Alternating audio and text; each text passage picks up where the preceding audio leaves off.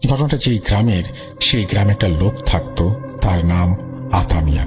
আতামিয়া মাছ ধরতে খুব ভালোবাসতেন। 10 বছর বয়সী একটা ছেলে ছিল, নাম আতাউর। আতামিয়া প্রায় প্রতি রাতেই মাছ ধরতে যেতেন, সাথে করে তিনি তার ছেলেকেও নিয়ে যেতেন। ঘটনাটা যেদিন শুরু, সেদিন ছিল পূর্ণিমার রাত। চারিদিক চাঁদের আলোয় আলোকিত। আতামিয়া ও তার ছেলে আতাউর পূবের বিলে মাছ ধরতে গিয়েছিল। বলে রাখা ভালো, গ্রামের পূর্ব দিকে যে বিল ছিল তাকে সবাই পূবের বিল বলতো। আতাউর নৌকার উপরে বসেছিল আর আতামিয়া পেতে রাখা জাল টেনে তুলছিল। এমন সময় আতাউরের কানে একটা শব্দ আসে। হঠাৎ পানি যদি খুব নাড়াচাড়া করে যেরকম শব্দ হয়, সেরকম একটা শব্দ। আতাউর প্রথমে শব্দটা আমলে নেয়নি, কারণ তার বাবাই তো জাল টেনে তুলছে, সেখানে থেকে হয়তো শব্দটা আসছে। কিন্তু পুনরায় শব্দটা কানে আসে। এরপর তার মনে হতে থাকে শব্দটা অনেক দূর থেকে আসছে, কারণ শব্দটা কাছ থেকে আসলে অনেক জোরে শোনা যেত, কিন্তু শব্দটা অনেক ধীরে ধীরে শোনা যাচ্ছে। তার মানে শব্দের উৎসটা অনেক দূরে। আতাউর তার বাবাকে বলল, বাবা, তুমি কোনো শব্দ শুনতে পাচ্ছ? না তো, আমি কোনো শব্দ শুনতে পাচ্ছি না। তুই কি শুনতে পাচ্ছিস? আমি পানি নাড়াচাড়া করার শব্দ পাচ্ছি। তাই শুনে আতামিয়া হেসে বলে, ধুর বোকা ছেলে, আমি তো পানি নাড়াচাড়া করছি, তুই হয়তো এটা শব্দ পাচ্ছিস। আতাউর আর কোনো কথা বাড়ায় না। হয়তো তার বাবা ঠিকই বলেছে, হয়তো মনের ভুল হচ্ছে। বেশ কিছু সময় এভাবে কেটে যায়, আর কিছুই ঘটেনি। এই সময়ের মধ্যেই আতামিয়া তার সব জাল গুটিয়ে নেয়। চলে আসবে এমন সময় আবার শোনা যায়। এবার বাবা ছেলে দুজনেই শুনতে পায়। এবার মনে হচ্ছে শব্দটা তাদের দিকে এগিয়ে আসছে। তারা পেছনের দিকে ঘুরে তাকায় এবং দেখতে পায় এক বিভৎস দৃশ্য। তারা দেখে একটি প্রাণী পানির ওপর দিয়ে হেঁটে তাদের দিকে এগিয়ে আসছে। আর একটু এগিয়ে আসলেই তারা যা দেখল তা আরো ভয়ঙ্কর, কারণ প্রাণীটি একা না, তার পেছনে আরো 6টি একই রকম দেখতে প্রাণী তাদের দিকে এগিয়ে আসছে। কিন্তু তাদের ভয় চরম সীমায় পৌঁছে যায় যখন তারা দেখে যে আসলে তারা যে প্রাণীগুলোকে প্রাণী ভেবেছিল তারা এক একটা মানুষের আকৃতির অবয়ব। মানুষের আকৃতির এই জন্যই বলছি কারণ সেই প্রাণীগুলো দেখতে অনেকটা মানুষের মতো। তাদের মানুষের মতো চোখ, নাক, মুখ আছে, কিন্তু তাদের কানটা অনেক বেশি বড়, আর তাদের হাতটা অনেকটা হাঁসের পায়ের মতো ছিল এবং সেই পায়ে ধারালো নখ আছে। পাটা মানুষের মতোই, তবে সবচেয়ে বেশি অবাক করা বিষয় হলো তাদের শরীরের চামড়া অনেকটা কুনো ব্যাঙের চামড়ার মতো। আর তারা 2 পা দিয়ে নয়, বরং 4 হাত পা দিয়ে হাঁটছে। এজন্যই দূর থেকে দেখলে অনেকটা প্রাণীর মতো মনে হয়। গভীর রাত, শুনশান একটা খাল, খালের পানিতে নৌকার উপর 2টি মানুষ, আর সামনের 7টা মানুষ আকৃতির অবয়ব। এমন পরিস্থিতিতে পৃথিবীর সবচেয়ে সাহসী মানুষটাও ভয়ে মুষড়ে পড়বে। এমন একটি পরিস্থিতির মুখোমুখি হয়ে আতামিয়া ও আতাউর মারাত্মক ভয় পান। কি করা উচিত তারা ভেবে পাচ্ছিলেন না। অবয়বগুলোকে নৌকার দিকে এগিয়ে আসতে দেখে ঘোর কাটে আতাউর মিয়ার। সে তাড়াতাড়ি নৌকা বাইতে থাকে। লক্ষ্য একটাই, তীরে পৌঁছতে হবে। যে করেই হোক তীরে উঠতে হবে। অবয়বগুলো নৌকার পেছনে পেছনে আসতে থাকে, আর তাদের গতি ছিল অনেক। আতামিয়া নিজের সর্বশক্তি দিয়ে নৌকা বাইতে থাকেন, কিন্তু অবয়বগুলোর গতির সামনে নৌকার গতিটি কিছুই নয়। দূরে তীর দেখা যাচ্ছে, আর এদিকে অবয়বগুলো নৌকাটা ধরে ফেলবে এমন একটা অবস্থা। কিছু উপায় না পেয়ে আতামিয়া তার ছেলেকে বলে, আতাউর, তুই লাফ দে। আতাউর ছোট মানুষ, তাই অত কিছু সে ভাবতে পারেনি। বাবা যা বলেছে তাই করেছে। আতাউর পানিতে লাফ দেয়। বয়স কম হলেও গ্রামের ছেলে হওয়ায় সাঁতার ভালোই জানা ছিল। সে সাঁতরাতে শুরু করে। আতাউর পানিতে ঝাঁপ দেওয়ার পর আতামিয়া দেখে সেও যদি পানিতে লাফ দেয় তাহলে কেউই বাঁচতে পারবে না। বাবা জীবনের প্রত্যেকটা সময়ে নিজের জীবনের বিনিময়ে হলেও চায় তার সন্তান ভালো থাকুক। এক্ষেত্রে আতাউরকে বাঁচাতে আতামিয়া নিজের জীবনের ঝুঁকি নিলেন। আতামিয়া নৌকা বাওয়া বন্ধ করে দিলেন, বৈঠাটা হাতে নিয়ে দাঁড়িয়ে পড়লেন। অবয়বগুলো যখন নৌকার কাছে চলে এসেছে তখন আতামিয়া জোরে জোরে আজান দিতে শুরু করেন আর বৈঠা দিয়ে অবয়বগুলোকে আঘাত করতে থাকেন। এদিকে আতাউর ততক্ষণে তীরে উঠে গেছে। তীরে উঠে সে পেছনে ফিরে তাকাতেই দেখে অবয়বগুলো তার বাবাকে চারিদিক থেকে ঘিরে ধরেছে। একটা অবয়ব তার দিকে তাকায়, মনে হয় অবয়বটা প্রচন্ড রেগে আছে। অবয়বটি তীরের দিকে আসতে থাকে।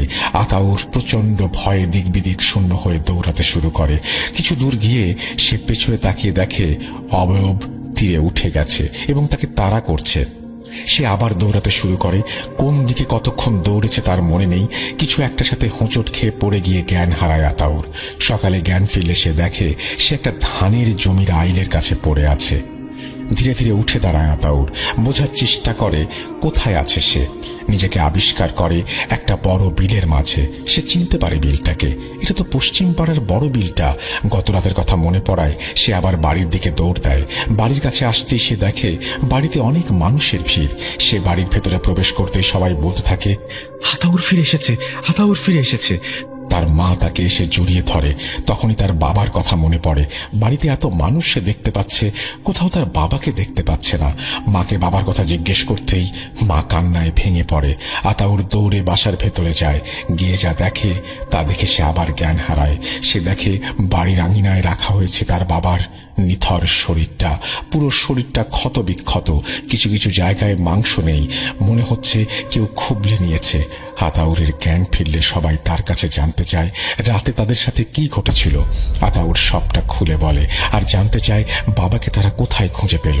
একজন জানায়, সারা রাত তোমরা যখন বাসায় ফেরোনি তখন তোমার মা আমাদের কাছে এসে তোমাদের একটু খুঁজে দেখার অনুরোধ করে। আমরা কয়েকজন খুঁজতে খুঁজতে খালের ধারে গিয়ে দেখি তোমার বাবা রক্তাক্ত অবস্থায় নৌকার ওপর পড়ে আছে, আর তুমি সেখানে নেই। আমরা সবাই তোমার বাবাকে ধরাধরি করে বাসায় নিয়ে আসি, আর তোমাকে খুঁজতে যাব এমন সময় তুমি বাসায় ফিরে আসো। সবাই মিলে আতামিয়াকে জানাজার পর কবর দেয়। ঘটনাটা গ্রামে ছড়িয়ে পড়ে। গ্রামে আতঙ্কের সৃষ্টি হয়। সবাই রাতে মাছ ধরতে যাওয়া বন্ধ করে দেয়। কিন্তু তারা কি জানতো সবেমাত্র শুরু হয়েছে ঘটনা। মৃত্যুর তাণ্ডব শুরু হতে যাচ্ছে গ্রামটিতে। কিছুদিন পরের ঘটনা। বর্ষণ মুখর দিন। সকাল থেকে টানা বৃষ্টি হচ্ছে। মাঝে মাঝে দুই একবার বৃষ্টি থামলেও আকাশ থেকে মেঘের দলগুলো সরে যায়নি। সেদিন কারো কোনো কাজ ছিল না। গ্রাম অঞ্চলে বৃষ্টির দিনে কারো কোনো কাজ থাকে না, তাই সবাই গল্প করে এবং এভাবেই দিন পার হয়ে যায়। আর গল্পের সাথে মুড়ি খাওয়া সবার অনেক প্রিয়। প্রায় প্রতিটি বৃষ্টির দিনের মতো সেদিনও সবার সাথে বসে গল্প করছিলেন নিয়ামত সাহেব। এই গ্রামের মাতবর তিনি। এমন সময় তার বাড়ির চাকরটি হাঁপাতে হাঁপাতে ছুটে আসলো। চাকরটিকে হাঁপাতে দেখে নিয়ামত সাহেব জিজ্ঞেস করলেন, কিরে লতিফ, কি হয়েছে? লতিফ বলে, সর্বনাশ হয়ে গেছে সাহেব, আমাদের সাদা গাভীটাকে খুঁজে পাওয়া যাচ্ছে না। খবর শুনে নিয়ামত সাহেব বেশ রেগে গেলেন এবং রাগের স্বরে বললেন, খুঁজে পাওয়া যাচ্ছে না মানে কি? গাভীটা কোথায় গেল? লতিফ বলল, আমি গোয়ালে খাবার দিতে গিয়ে দেখি অন্য সব গরু থাকলেও সাদা গাভীটা সেখানে নাই। কথাগুলো শুনে নিয়ামত সাহেব লতিফকে অনেক বকাঝকা করেন। বকাঝকা শেষে নিয়ামত সাহেব লতিফকে গরুটা খুঁজতে যেতে বলেন। ততক্ষণে বিকেল পেরিয়ে সন্ধ্যা নেমেছে। হাতে একটা হ্যারিকেন নিয়ে লতিফ গাভীটিকে খুঁজতে বের হয়। পথে এক ব্যক্তি লতিফকে বলে সে বিকেলে গাভীটিকে বিলের দিকে যেতে দেখেছে। লতিফ এবার বিলের দিকে যেতে শুরু করে। কিছুদূর যেতেই বৃষ্টিটা আবার শুরু হয়। বৃষ্টির পানিতে হ্যারিকেনটার নিভু নিভু অবস্থা, যদিও একেবারে নিভে যায়নি, কারণ আমরা যারা হ্যারিকেন দেখেছি তারা জানি যে হ্যারিকেনের আলোটা একটা কাঁচের মধ্যে থাকে। এই কারণেই বৃষ্টির পানিটা হ্যারিকেনকে নিভিয়ে দিতে পারেনি। যাই হোক, বৃষ্টির সাথে লড়াই করতে করতে লতিফ বিলের পাশে গিয়ে পৌঁছায়। হ্যারিকেনের আবছা আলোয় লতিফ দেখতে পায় সাদা কিছু একটা বিলের ধারে দাঁড়িয়ে আছে। লতিফ মনে করে সেই গাভী হয়তো দাঁড়িয়ে আছে। লতিফ সেদিকে এগোতে থাকে। সে ধীরে ধীরে কাছে চলে যায়। হঠাৎ করে একটা দমকা হাওয়া লতিফের হ্যারিকেনটাকে নিভিয়ে দেয়। চারিদিকে তখন ঘুটঘুটে অন্ধকার। বৃষ্টি তখনও কমেনি, তবে মাঝে মাঝে বিদ্যুৎ চমকাচ্ছে। বিদ্যুৎ চমকানোর আলোয় লতিফ গাভীটাকে যখনই ধরতে যাবে, হঠাৎ করে বিলের পানির মধ্যে কিছু একটা গাভীটিকে বিলের পানির মধ্যে টেনে নেয়। ঘটনাটা এত দ্রুত ঘটে যায় যে লতিফ কিছুই বুঝতে পারে না। বিষয়টি কি ঘটল বুঝে ওঠার আগেই সবকিছু শেষ হয়ে গেছে। তার মাঝে আবারও বিদ্যুৎ চমকানোর আলোয় যে দৃশ্যটি সে দেখে তা সে কল্পনাও করতে পারেনি। লতিফ দেখতে পেল বিলের পানিতে 7টা মাথা ভেসে আছে, আর মাথাগুলো এক দৃষ্টিতে তার দিকে তাকিয়ে আছে। এই দৃশ্য দেখে লতিফ মারাত্মকভাবে ভয় পায়। সে আর এক মুহূর্ত সেখানে থাকতে নারাজ। লতিফ এক দৌড় দিল। বাসার উঠোনে এসে চিৎকার দিয়ে অজ্ঞান হয়ে যায়। বাড়ির লোকেরা তাকে ধরাধরি করে বাসার ভেতরে নিয়ে যায়। লতিফের জ্ঞান ফেরে পরের দিন সকালে। তার জ্ঞান ফিরলে বাড়ির সবাই তার কাছে জানতে চায় কি ঘটেছিল। লতিফ সবার কাছে ঘটনা খুলে বলে। এবার ঘটনা শোনার পর গ্রামবাসীদের ভয় আরো দ্বিগুণ হয়ে যায়। লতিফের কথা শুনে নিয়ামত সাহেব কিছু লোক নিয়ে বিলের পাশে যান গাভীটাকে খুঁজতে। গিয়ে দেখা মেলে এক হৃদয় বিদারক দৃশ্যের। গাভীটার মাথাবিহীন দেহ পড়ে আছে খালের পাশে। মনে হচ্ছে কেউ মাথাটাকে টেনে ছিঁড়ে নিয়েছে। পরপর দুটি একই ধরনের ঘটনা গ্রামবাসীদের মনে চরম ভয়ের সঞ্চার করে। তাই গ্রামবাসী এক প্রকার বিলটাতে মাছ ধরা বন্ধ করে দেয়। এর মাঝে চলে যায় বেশ কয়েকটি মাস। গ্রামে একজন লোক ছিল সামাদ নামে। তার একটা বিয়ের উপযুক্ত ছেলে ছিল। তার ছেলের নাম কুদ্দুস। কুদ্দুসের বিয়ে ঠিক করা হয় সেই গ্রাম থেকে 3 গ্রাম পরে অন্য এক গ্রামে আবুল সাহেবের মেয়ের সাথে। একদিন ভালো দিন দেখে তাদের বিয়ে দেয়া হয়। এবারে ঘটনাটি ঘটে বিয়ের 15 দিন পরে। সেদিন আবুল সাহেবের মেয়েকে দেখার ইচ্ছে হচ্ছিল। তাই আবুল সাহেব সিদ্ধান্ত নেন মেয়েকে দেখতে মেয়ের বাসায় যাবেন। যেমন চিন্তা তেমনই কাজ। পরন্ত বিকেলে আবুল সাহেব তার ছোট ভাইকে সঙ্গে নিয়ে মেয়ের বাসার উদ্দেশ্যে রওনা দেন। সঙ্গে নেন মিষ্টি, ফল, পিঠা আর মাছ। তখনকার যাতায়াত ব্যবস্থা সম্পর্কে আমরা সবাই কম বেশি জানি। তখন পায়ে হেঁটে চলাচলটাই একমাত্র মাধ্যম।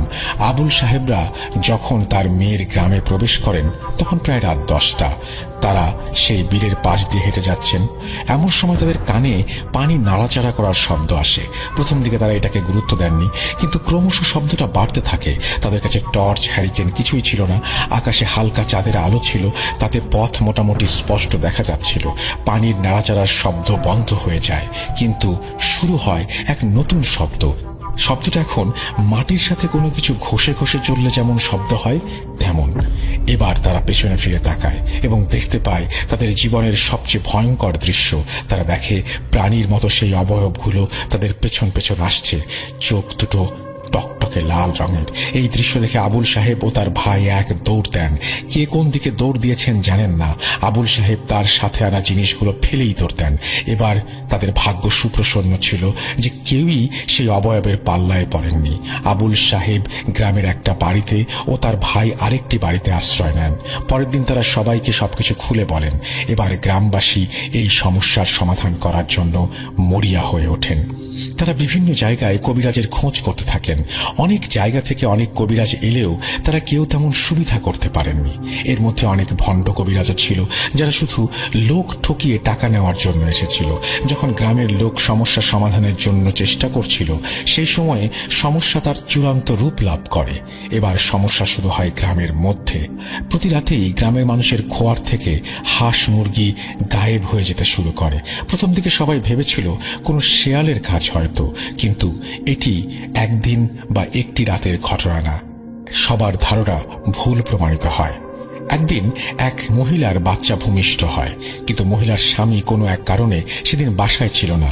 সদ্য জন্ম নেওয়া বাচ্চাটিকে নিয়ে মহিলা রাতে ঘুমিয়েছিল। হঠাৎ তার বাথরুমে যাওয়ার প্রয়োজন হয়। গ্রামের বাথরুমগুলো বাসা থেকে একটু দূরে হয়। মহিলা বাথরুমে যাওয়ার উদ্দেশ্যে ঘর থেকে বের হয় আর দরজা লক না করে শুধু ভিজিয়ে চলে যায়।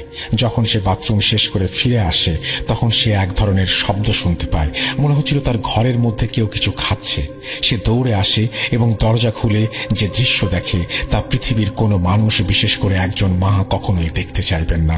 তিনি দেখেন সেই প্রাণীর মতো অবয়বগুলোর একটি তার বাচ্চাকে মেরে তার শরীর থেকে মাংস খুবলে খাচ্ছে। এটা দেখে মহিলাটি জোরে একটা চিৎকার দেন। এবার অবয়বটি মহিলাকে আক্রমণ করতে আসে। এদিকে তার চিৎকার শুনে আশেপাশের লোকেরা তার বাসার দিকে আসতে থাকে। যখন মহিলার বাড়ির কাছাকাছি চলে আসে তখন তারা দেখতে পায় প্রাণীর মতো কোনো একটা কিছু তার বাসা থেকে বের হয়ে যাচ্ছে। মহিলার ঘরে ঢুকে তারা এক মর্মান্তিক দৃশ্য দেখে। সারা ঘর রক্তে ভেসে যাচ্ছে। ঘরের এক কোণে পড়ে আছে বাচ্চাটির অর্ধেক খাওয়া লাশ, আর অন্যদিকে মহিলার ক্ষত বিক্ষত দেহটি মাটিতে গড়াগড়ি খাচ্ছে। সবার চোখের সামনে মহিলাটি মারা যায়। এই ঘটনার পর পুরো গ্রামে নেমে আসে শোকের কালো ছায়া। এরপর গ্রামের মানুষ একটা সভার আয়োজন করে এবং সিদ্ধান্ত নেয় যতদিন না একটা ভালো কবিরাজ পাওয়া যায় ততদিন রাতে কেউ বাড়ির বাইরে যাবে না।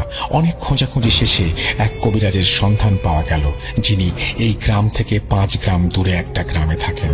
গ্রামের সবাই তাকে নিয়ে তাদের সমস্যার কথা জানালেন। সব শুনে কবিরাজ বললেন, আমি আপনাদের গ্রামে গিয়ে এক রাত থাকবো, তারপর আমি বলতে পারবো আমার পক্ষে এই সমস্যার সমাধান করা সম্ভব কিনা। আমি আগামী বৃহস্পতিবার আপনাদের গ্রামে গিয়ে এক রাত থাকবো। যেই কথা সেই কাজ। বৃহস্পতিবার কবিরাজ সন্ধ্যার ঠিক আগে গ্রামে এসে উপস্থিত হন। যথা নিয়মে রাত নামে আর কবিরাজ তার থাকার জায়গা ঠিক করে ফেলেন সেই বিলের ধারে একটা গাছের নিচে। সেই রাতটা গ্রামবাসী নির্ঘুম পার করে দেয়। ভোর হতেই ছুটে যায় কবিরাজের কাছে কবিরাজের মতামত শুনতে। কবিরাজ বলে, গত রাতে আমি এই গাছটার নিচে বসেই আমার আসন করেছিলাম। রাত কত হবে জানি না, একটা কি দুটা, তখন দেখি পানির মধ্যে দিয়ে একটা কিছু আমার দিকে এগিয়ে আসছে। যেহেতু আমি আপনাদের কাছ থেকে সবকিছু শুনেছি, তাই আমার আর বুঝতে বাকি রইল না জিনিসগুলো কি। আমি তখন দোয়া পড়ে আমার চারিদিকে গোল একটা দাগ দিয়ে তার মাঝখানে বসি। একে একে জিনিসগুলো পানি থেকে উঠে আসে। 7টা প্রাণী আমাকে ঘিরে ফেলে চারিদিক থেকে, কিন্তু গোল দাগটার কারণে আমার কাছে আসতে পারছিল না। আসলে জিনিসগুলো কি কবিরাজ সাহেব? এক গ্রামবাসী প্রশ্ন করেন। তখন কবিরাজ বলেন, এগুলো এক ভয়ঙ্কর প্রজাতির জিন, যাদের মধ্যে ভালো মন্দ কোনো জ্ঞান নেই। আমাদের এখন কি করা উচিত কবিরাজ সাহেব? গ্রামের মাতবর সাহেব জানতে চাইলেন। সত্যি কথা বলতে আমরা কিছুই করতে পারবো না। এরা প্রচন্ড শক্তিশালী জিন, যারা আল্লাহকে ভয় করে না। এক কথায় এরা কাফির জিন। এদের বিরুদ্ধে কিছু করতে গেলে হিতে বিপরীত হতে পারে। কবিরাজ বললেন। গ্রামবাসী কথাটা শুনে ভয়ঙ্কর রকমের হতাশ হলো আর বলতে থাকলো, তাহলে এই গ্রাম আর টিকলো না, সবাইকে মেরে ফেলবে। গ্রামবাসীর মুখের দিকে তাকিয়ে কবিরাজ হয়তো তাদের মনের অবস্থা বুঝতে পেরেছিলেন, তাই তিনি সবার উদ্দেশ্যে বলেন, তবে আপনাদের ভয় পাওয়ার প্রয়োজন নেই। এই জিনগুলো এক জায়গায় বেশি দিন থাকে না। আর কিছুদিনের মধ্যেই হয়তো এরা আপনাদের গ্রাম ছেড়ে দেবে, কারণ এখানে এসে এদের অনেক দিন হয়ে গেছে। তাই আর দিন 10 মতো সাবধান থাকবেন। আশা করি সমস্যার সমাধান হয়ে যাবে। এই কথা শুনে গ্রামবাসীর দেহে প্রাণ ফিরে আসলো। অবশেষে কবিরাজের। আমি তখন ঢাকাতে চাকরি করতাম। তখন একবার বাড়িতে এসে বাজারের একজন রিকশাওয়ালাকে জিজ্ঞেস করেছিলাম, মামা বটপুর যাবেন? আমার কথা শুনে রিকশাওয়ালার চোখ বড় বড় হয়ে গেল। শুধু তার নয়, আশেপাশে থাকা সকল রিকশাওয়ালা অবাক হয়ে আমার দিকে তাকিয়ে আছে। তবে আমার মনোযোগ সামনে থাকা রিকশা চালকের দিকে।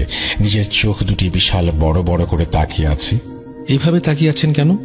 যাবেন কিনা বলুন? রিকশাওয়ালা হক চকিয়ে গেল। নিমেষেই নিজেকে সামলে নিয়ে ভয় ভয় কণ্ঠে বলল, না মামা, ওদিকে যাওয়া যাবে না, সমস্যা আছে। দিনের আলো থাকলে আপনাকে নিয়ে যেতাম, এখন রাত 10টার উপরে বাজে, এত রাতে যেতে পারবো না। এটি বলে রিকশাওয়ালা তার রিকশা নিয়ে চলে গেলেন।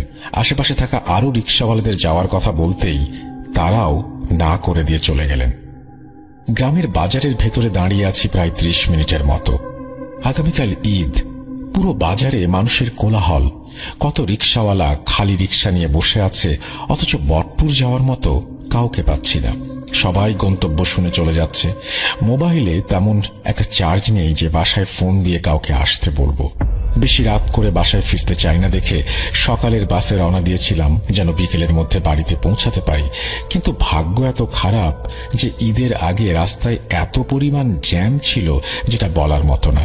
বিকেলের বাস রাত 9টার দিকে গ্রামের বাজারে নামিয়ে দিয়ে চলে গেছে। যত সময় যাচ্ছে রাত গভীর হচ্ছে। একটু পর 11টা বেজে যাবে। বাজারে চেনা কাউকে দেখতে পাচ্ছি না যে তার সাথে বাড়ি যাব। আরো সময় বাজারে দাঁড়িয়ে থাকলে লাভ হবে না, তাই তার চেয়ে পায়ে হেঁটে যাত্রা শুরু করাটাই উচিত কাজ হবে। এবং মাঝপথে রিকশা পেলে সেটিতে উঠে বাড়ি যাব। যেমন ভাবা তেমন কাজ। দুহাতে 2টা ব্যাগ নিয়ে হাঁটা শুরু করলাম। অন্ধকার রাত, আগামীকাল ঈদ, অথচ আমাদের গ্রামে তেমন কোনো আয়োজন চোখে পড়ছে না। নিস্তব্ধতা ছেয়ে আছে চারপাশে। আমি নাক বরাবর হেঁটে চলেছি। রাস্তার দুপাশে ধান ক্ষেত, অথচ সেখানে কোনো ধান নেই, এখনো মৌসুম আসেনি। ধান ক্ষেত পানিতে ভর্তি হয়ে আছে। হঠাৎ পেছন থেকে একটা রিকশার আওয়াজ পেলাম। সঙ্গে সঙ্গে পেছনে তাকিয়ে দেখলাম একটা ফাঁকা রিকশা আমাদের গ্রামের দিকে যাচ্ছে। আমি দেরি না করে রিকশাওয়ালাকে ডাকলাম, মামা বটপুর যাবেন? রিকশাওয়ালার পুরো মুখ কাপড় দিয়ে জড়িয়ে রাখা। তিনি রিকশা থামিয়ে আমাকে উঠতে বললেন। আমি দ্বিধাবোধ না করে রিকশায় উঠে পড়লাম। রিকশা চলছে তার আপন গতিতে, আমি তার উপর বসে আছি। হঠাৎ রিকশাওয়ালা মামা বলে উঠলেন, মামা কি ঢাকায় থাকেন নাকি? হ্যাঁ, কয়েক বছর ধরে বাড়ি আসা হয় না, তাই এবার ঈদের ছুটিতে চলে এসেছি। পায়ে হেঁটে কেন? রিকশা নিয়ে যেতে পারলেন না? বাজারের সব রিকশাওয়ালাকে যাওয়ার কথা বলেছিলাম, কেউ রাজি হয়নি। সামনে বটগাছের বাগান শুরু হবে, তারপর বাঁশঝাড়, এই সবের ভেতর দিয়ে কেউ রাতে আসা যাওয়া করতে চায় না। বাজার থেকে গ্রামের দূরত্ব 4 কিলোমিটার। এটুকুর ভেতর 4 ধরনের রাস্তা চোখে পড়বে। একটা ধান ক্ষেতের রাস্তা, একটা বট গাছের বাগান, তারপর বাঁশঝাড়, সবশেষে পড়বে একটা কবরস্থান। এসবের ভেতর দিয়ে আমাদের গ্রামে যাওয়া হয়। মামার কথায় আমি তেমন জবাব দিলাম না, চুপ করে থাকলাম। তখন মামা আবার বললেন, জানেন সাহেব, এই রাস্তা কিন্তু ভালো না। রাতের বেলায় কেউ এই রাস্তা দিয়ে যাতায়াত করে না। সবাই বলে ওই রাস্তা দিয়ে গেলে ভয়ানক সব জিনিস চোখে পড়ে। ভয়ানক জিনিস বলতে কি বুঝাচ্ছেন, একটু খুলে বলুন তো। মাথাহীন মানুষ, দেহ ছাড়া মাথা, কত কি। রাতের বেলায় খুব কম মানুষকে এই রাস্তা দিয়ে যাতায়াত করতে দেখবেন। আমার কথাগুলো শুনে ভয় পাবেন না। এই সব যে বিষয় আছে সবগুলো নেশাখোর মানুষ দেখেছে। আপনি নিশ্চয় জানেন, নেশাখোর মানুষের হুঁশ থাকে না। আমরা ততক্ষণে বটতলার মাঝামাঝি চলে এসেছি। আরো কিছুক্ষণ যাওয়ার পর বাঁশঝাড় পাবো। আমি শুধু রিক্সাওয়ালার কথা শুনে চলেছি, তবে বলার মতো কোনো ভাষা পাচ্ছি না। এগুলো গল্প নাকি বাস্তব কিছুই বুঝে উঠতে পারছি না। মাঝখানে আমাদের কোনো কথা হলো না। বটগাছ বটবাগান অতিক্রম করে বাঁশঝাড়ের সীমানায় এসে গেলাম। এমন সময় রিক্সাওয়ালা মামা নিজের রিক্সা থামিয়ে দিলেন। মাঝপথে এমন রিক্সা থামানোর কারণে আমি বললাম, কোনো সমস্যা হয়েছে? মাঝপথে এভাবে রিক্সা থামালেন যে? রিক্সার চেইন বোধহয় পড়ে গেছে, আপনি একটু অপেক্ষা করুন, আমি চেইন তুলে আসছি। লোকটি রিক্সার পেছনে গিয়ে চেইন তুলে সামনে এলেন। তারপর রিক্সার সামনে দাঁড়িয়ে করুণ সুরে বললেন, সাহেব, আপনি শিক্ষিত মানুষ, আপনাকে আমি একটি মূল্যবান জিনিস দিব। আপনার কাজ থাকবে সেই মূল্যবান জিনিসটি আপনার এলাকার ইমাম সাহেবের হাতে তুলে দেবেন এবং আপনাকে কিছু টাকা দেব, সেগুলো আমার পরিবারকে দিয়ে দেবেন, কেমন? ওনার কথা শুনে আমি অবাক হয়ে বললাম, আপনার মূল্যবান জিনিস কি যে আমাকে দিচ্ছেন? আপনি নিজে গিয়েও তো ইমাম সাহেবকে সেটা দিয়ে আসতে পারেন এবং আমাকে যে টাকাগুলো দেবেন সেগুলো আপনি নিজে গিয়ে দিয়ে আসতে পারেন। সাহেব, আমার পক্ষে যাওয়া সম্ভব না দেখে আপনাকে অনুরোধ করছি, এই টাকাগুলো আগে নিন। আমার নাম রফিকুল ইসলাম। বাসায় আমার বৃদ্ধ মাকে পাবেন, তার কাছে এই টাকাগুলো দিলে তিনি খুব খুশি হবেন। এই বলে লোকটি আমার ব্যাগের ভেতর কতগুলো টাকা ঢুকিয়ে দিলেন। আমি বললাম, আপনি যখন বলছেন তখন না হয় দেব, তবে আপনি একটা কথা বলুন, আপনি নিজে গিয়েও তো টাকাগুলো মায়ের হাতে দিতে পারতেন। তখন লোকটি এমন কথা বলল যেটা শোনার জন্য আমি প্রস্তুত ছিলাম না। সাহেব, আপনাকে একটা গোপন কথা বলি, ওই বাঁশঝাড়ের শেষ সীমানায় একটা বস্তা পাবেন, তার ভেতর একটা জিনিস আছে। আপনি এখন অথবা কালকে সকালে ইমাম সাহেবকে নিয়ে বস্তা খুলবেন, কেমন? মামা, বস্তার ভেতরে কি আছে এবং কাজটি আমাকে দিয়ে করাচ্ছেন কেন? আপনি সুস্থ স্বাভাবিক একজন মানুষ, আপনি নিজে গিয়ে এই কাজটি করতে পারতেন। লোকটি কোনো কিছু না বলে রিক্সা চালাতে শুরু করলেন। আমাকে আমার বাসার সামনে নামিয়ে দিলেন। যখনই ভাড়া দিতে যাব তখনই লোকটি বললেন, আমাকে টাকা দেওয়ার কিছু নেই, আমার ভাড়ার টাকাটি আমার আম্মাকে দিয়ে দিয়েন। আর পুরো রাস্তা আপনি একটি কথা জিজ্ঞেস করেছিলেন, আমি কেন কাজগুলো করছি না। সহজ ভাষায় আপনাকে একটা কথা বলি, অনুগ্রহ করে ভয় পাবেন না। আমি নিজের মনে সাহস জুগিয়ে বললাম, বলুন। সাহেব, আমি যদি বেঁচে থাকতাম তাহলে এই সব কাজ আমি নিজেই করতাম। আসলে আমি বেঁচে নেই। গত কয়েকদিন আগে মারা গিয়েছি কয়েকজন ডাকাতের হাতে। তারা আমাকে মেরে বাঁশঝাড়ের শেষে বস্তার ভেতর ঢুকিয়ে মাটিতে পুঁতে রেখেছে। দয়া করে আপনি সেখানে যাবেন এবং আমার লাশ উদ্ধার করে সেটি ভালোভাবে জানাজা করার ব্যবস্থা করবেন, মাটি দেবেন, না হলে আমি শান্তি পাব না। কাজটি যত তাড়াতাড়ি পারবেন করুন। আমার শরীরে পচন ধরা শুরু করেছে, আর বেশি দিন সেখানে থাকলে শরীরের কিছু অবশিষ্ট থাকবে না। এই বলে লোকটি তার মুখের ওপরের কাপড় সরিয়ে ফেলল। তখন আমার চোখের সামনে ভেসে উঠল তার অর্ধপচা দেহ। সেকেন্ডের ভেতর আমার আশেপাশে দুর্গন্ধ ছড়িয়ে গেল। আমার মাথা ঘুরতে শুরু করলো। এইরকম অবস্থায় দাঁড়িয়ে থাকতে পারলাম না, বসে পড়লাম। তখন রিক্সাওয়ালা মুচকি হাসি দিয়ে বলল, কাজটা করবেন, কিন্তু এত কষ্ট সহ্য হচ্ছে না। অনুগ্রহ করে আমাকে দাফন করুন, আমার আম্মার খেয়াল রাখবেন। এটি বলার সাথে সাথে চোখের পলকে হাওয়া হয়ে গেল রিকশাওয়ালাটি। আমি এত কিছু সহ্য করতে না পেরে জোরে চিৎকার দিয়ে অজ্ঞান হয়ে গেলাম। যখন জ্ঞান ফিরল তখন দেখলাম আমার পাশের বাসার সকলে বসে আছে। তাদের সকলকে সব ঘটনা খুলে বললাম। আমার কথা শুনে তারা অনুসন্ধান করতে বের হলো। আশ্চর্যজনকভাবে বাঁশঝাড়ের একদম শেষে রফিকুল ইসলাম নামে একজন রিকশা চালকের মৃতদেহ পাওয়া গেল। মুহূর্তের ভেতর খবরটি আশেপাশের এলাকায় ছড়িয়ে পড়ল এবং সাথে সাথে বেরিয়ে এলো রফিকুল ইসলামের মা। নিজের ছেলেকে দেখে অনেকক্ষণ কান্না করলেন। তারপর এলাকাবাসী মিলে তার দাফনের ব্যবস্থা করলেন। ঈদের নামাজের পরে তার দাফন করা হলো। তার এক সপ্তাহ পর নিজের ব্যাগ গুছিয়ে রাখছিলাম, এমন সময় কয়েক হাজার টাকা পেলাম। টাকাগুলো দেখে মনে পড়ে গেল এগুলো রফিকুল ইসলামের টাকা, মানে রিকশা চালক ব্যাগে ঢুকিয়ে দিয়েছিলেন। আমি ভেবেছিলাম ওগুলো স্বপ্ন ছিল। টাকাগুলো দেখে সব ভুল প্রমাণিত হলো। টাকাগুলো মায়ের হাতে তুলে দিয়ে আসতে হবে। রাত 8টার দিকে রফিকুল ইসলামের মায়ের কাছে তার ছেলের দেয়া টাকাগুলো দিয়ে বাড়ি ফিরছিলাম। এমন সময় একটি ফাঁকা রিকশা এসে আমার পাশে দাঁড়ালো। আমাকে সাহায্য করার জন্য ধন্যবাদ। আপনার জন্য আমার জীবনের শেষ ইচ্ছাগুলো পূরণ হলো। এখন আমি এই যন্ত্রণা থেকে মুক্তি পেলাম। আমি পাশে তাকিয়ে দেখলাম কেউ নেই, কোনো রিকশাও নেই। তখনই কোথা থেকে যেন উত্তর এলো, আমাকে খুঁজে লাভ নেই, আপনার মনের ভুল। আপনি বাসায় চলে যান, এই রাস্তা একদম ভালো না। বিশেষ করে রাতে কাউকে এই রাস্তা দিয়ে যাতায়াত করতে দিবেন না এবং নিজেও করবেন না। আমার কথা অমান্য করলে নিজের জীবন চলে যেতে পারে। মনে মনে দোয়া দরুদ পড়ে সমস্ত শক্তি দিয়ে বাড়ির দিকে দৌড় দিলাম। আগে নিজে বাঁচি, তারপর অন্য সবকিছু দেখা যাবে। সেদিন দৌড়ে বাসায় চলে আসার পর থেকে তিনি বেশ অসুস্থ হয়ে যান এবং গত কুরবানি ঈদে তিনি মারা যান। আপনারা সবাই তার জন্য দোয়া করবেন। এই ছিল আমার বন্ধুর চাচার সাথে ঘটে যাওয়া ঘটনা।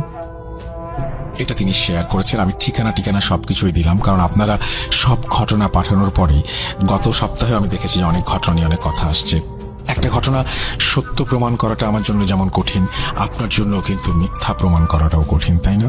কিন্তু এই যে আজকে এই মুহূর্তে যে ঘটনাটা বললাম, এরকম একটি ঘটনা আমি অনেক দিন আগে ভূত এফএমে বলেছিলাম। সেটা ছিল একজন ডক্টরের সাথে ঘটেছিল এই ঘটনাটি। ডাক্তার সাহেবের, আমার যতদূর মনে পড়ে, এখনো পরিষ্কারভাবে আমার মনে নাই অত কিছু, কিন্তু ডাক্তার সাহেবের কোন একটা পেশেন্টের ঘটনা, মৃত্যু পথযাত্রী একজন পেশেন্ট নাকি মারা গেছেন এরকম একজন পেশেন্ট, তিনি একজন ডক্টরের কাছে, তার মার কাছে, তার পরিবারের কাছে খবর পৌঁছে দিতে বলেছিলেন। এরকম একটা ব্যাপার আমি শুনেছিলাম। সুতরাং এই সিরাজাবাদ ইউনিয়নে চেয়ারম্যানের ছেলে নদীতে গোসল করতে যায়। তখন সময় ছিল 1:45। তার সাথে আরো কয়েকজন বন্ধুরাও ছিল। আর চেয়ারম্যানের ছেলের বয়স 20 কি 25 হবে। তার বন্ধুরাও তার সমবয়সী। তারা সবাই মিলে নদীতে গোসল করতে যায়। নদীর একপাশে তারা সবাই গোসল করছিল। তারা যখন গোসল করছিল তখন একটু দূরে ড্রেজার দিয়ে কিছু বাড়ি তোলা হচ্ছিল এবং সেখানে একটা গর্তের সৃষ্টি হয়েছিল। ছেলেগুলো সেই গর্তের পাশেই গোসল করছিল। গোসল করার এক পর্যায়ে তারা সবাই স্রোতে গা ভাসিয়ে দেয়। স্রোতে ভাসতে ভাসতে হঠাৎ করে তারা গর্তের পাশে চলে আসে। তারা জানতো না এখানে গর্ত আছে। নদীতে খুব বেশি স্রোত ছিল না। অনেকক্ষণ সেখানে সাঁতার কাটে তারা। এক সময় তাদের মাঝে একজন তলিয়ে যাচ্ছে অতল পানির গভীরে। তা দেখে সবাই তাকে বাঁচাতে যায়। সবাই মিলে তাকে ওপরে টেনে তোলে, কিন্তু তাকে বাঁচাতে গিয়ে আরো দুজন সেখানে প্রায় ডুবে যাচ্ছিল। তাদেরকে বাঁচাতে যায় চেয়ারম্যানের ছেলে। তাদেরকে ওপরে টেনে তুলতে গিয়ে সে নিজেই অথই পানির গভীরে তলিয়ে গেল। কিন্তু সে খুব ভালো সাঁতার পারত, তারপরেও সেখান থেকে উঠতে পারল না। এই ঘটনা দেখে বন্ধুরা তাকে বাঁচাতে যায়। তার বন্ধুরা অনেক চেষ্টা করেও তাকে ওপরে তুলতে পারেনি। সে তলিয়ে যায় অথই পানির গভীরে। অনেক হইচই হয়। নদীর আশেপাশে লোকজন ছিল, তারাও চলে আসে। তাদেরকে সব ঘটনা খুলে বলা হয়। সবাই তাকে খুঁজতে পানিতে নেমে পড়ে। কেউ জাল টানছে, কেউ ডুব দিয়ে তাকে খুঁজছে, কিন্তু সব চেষ্টা বিফলে যাচ্ছে। যারা জাল ফেলছিল তাদের জাল কেটে যাচ্ছিল পানি থেকে, পুরোটা জাল আসছিল না। সবাই অনেক ভয় পেয়ে গেল। গ্রামের অনেক লোক চলে আসছে নদীর তীরে। ডুবুরিও চলে আসে। প্রথমে ডুবুরি যখন ডুব দেয় 10 মিনিট, 20 মিনিট, 30 মিনিট হয়ে গেল, ডুবুরি ওপরে ওঠে না। কিছুক্ষণ পর সে ওপরে উঠে আসে খালি হাতে। সে উঠে বলল, চেয়ারম্যান সাহেব কই? চেয়ারম্যান সাহেব তাদের কাছে দৌড়ে গেলেন। ডুবুরি চেয়ারম্যানের পায়ে লুটিয়ে পড়ে বলল, আমাকে মাফ করবেন, আমি আর ডুব দিতে পারবো না। আপনারা অন্য ডুবুরিকে খবর দেন, আর একটা কবিরাজ সাথে নিয়ে আসেন। এই বলে তারা চলে যায়। কিন্তু এসব কথা কেন বলল সেটা জানা গেল না। তাদের কথা মতো 2টা ডুবুরি আর একটা কবিরাজ নিয়ে আসা হলো। প্রথম ডুবুরি ডুব দিয়ে কিছুক্ষণ পরে সে উপরে উঠে আসে। তার চোখ মুখে একটা ভয়ের ছাপ ছিল। সবাইকে সে বলল, আমি অনেক মাছ দেখেছি, কিন্তু এত বড় মাছ আমি জীবনে দেখিনি। সে অনেক ভয় পেয়েছিল। সে ডুব দিবে না বলে জানালো। এদিকে আবার ইফতারের সময় হয়ে যাচ্ছে। অনেকে ইফতার করতে চলে যায়, সাথে ডুবুরিও ইফতার করতে চলে যায়। ইফতারের পর কবিরাজ নদীর তীরে ধ্যানে বসে। অনেকক্ষণ পর সে চেয়ারম্যান সাহেবকে বলল, আপনার ছেলে এখনো বেঁচে আছে, কিন্তু তারা আপনার ছেলেকে কিছুতেই ছাড়বে না। তাকে অনেকগুলো মৎস্য জিনে নিয়ে আটকে রেখেছে। এই মৎস্য জিনগুলো আপনার ছেলেকে কিছুতেই ছাড়ছে না। চেয়ারম্যান সাহেব কবিরাজকে বলল, আপনি কিছু একটা করেন। তখন কবিরাজ চেয়ারম্যানের স্ত্রীকে ডাক দিলেন। তার হাতে একটা বড় প্লেট দিলেন। সেই প্লেটে কলা, গ্লাস ভর্তি দুধ, আম, পেঁপে আরো অনেক কিছু ছিল, মানে যেটাকে বলা হয় ভোগ দেয়া। সেই প্লেটটি হাতে দিয়ে বললেন, এই প্লেটটা নদীতে ছেড়ে দেন। সেই প্লেটটি ভাসতে ভাসতে ওই গর্তের কাছে চলে গেল। কোনো দিকে নড়চড় হলো না। ওই প্লেটটি তখনও ভাসছিল। আর কবিরাজ চেয়ারম্যানের স্ত্রীকে বসিয়ে দিলেন। বললেন, আপনার ছেলে যতক্ষণ না পানি থেকে উপরে উঠে আসে ততক্ষণ এখানেই বসে থাকবেন। এই কথা বলে কবিরাজ ধ্যানে বসল। কিছুক্ষণ পর ধ্যান ভাঙল কবিরাজের। সে বলল, আপনার ছেলেকে ছাড়তে রাজি হয়েছে, কিন্তু তাদেরকে জানের বদলে জান দিতে হবে, মানে একটা আস্ত গরু দিতে হবে। তবেই আপনার ছেলেকে তারা জীবিত ছেড়ে দেবে। সবার মুখে একটু আশার আলো ফুটে উঠল। চেয়ারম্যান লোক পাঠিয়ে দিল ভালো দেখে একটা গরু কিনে নিয়ে আসতে।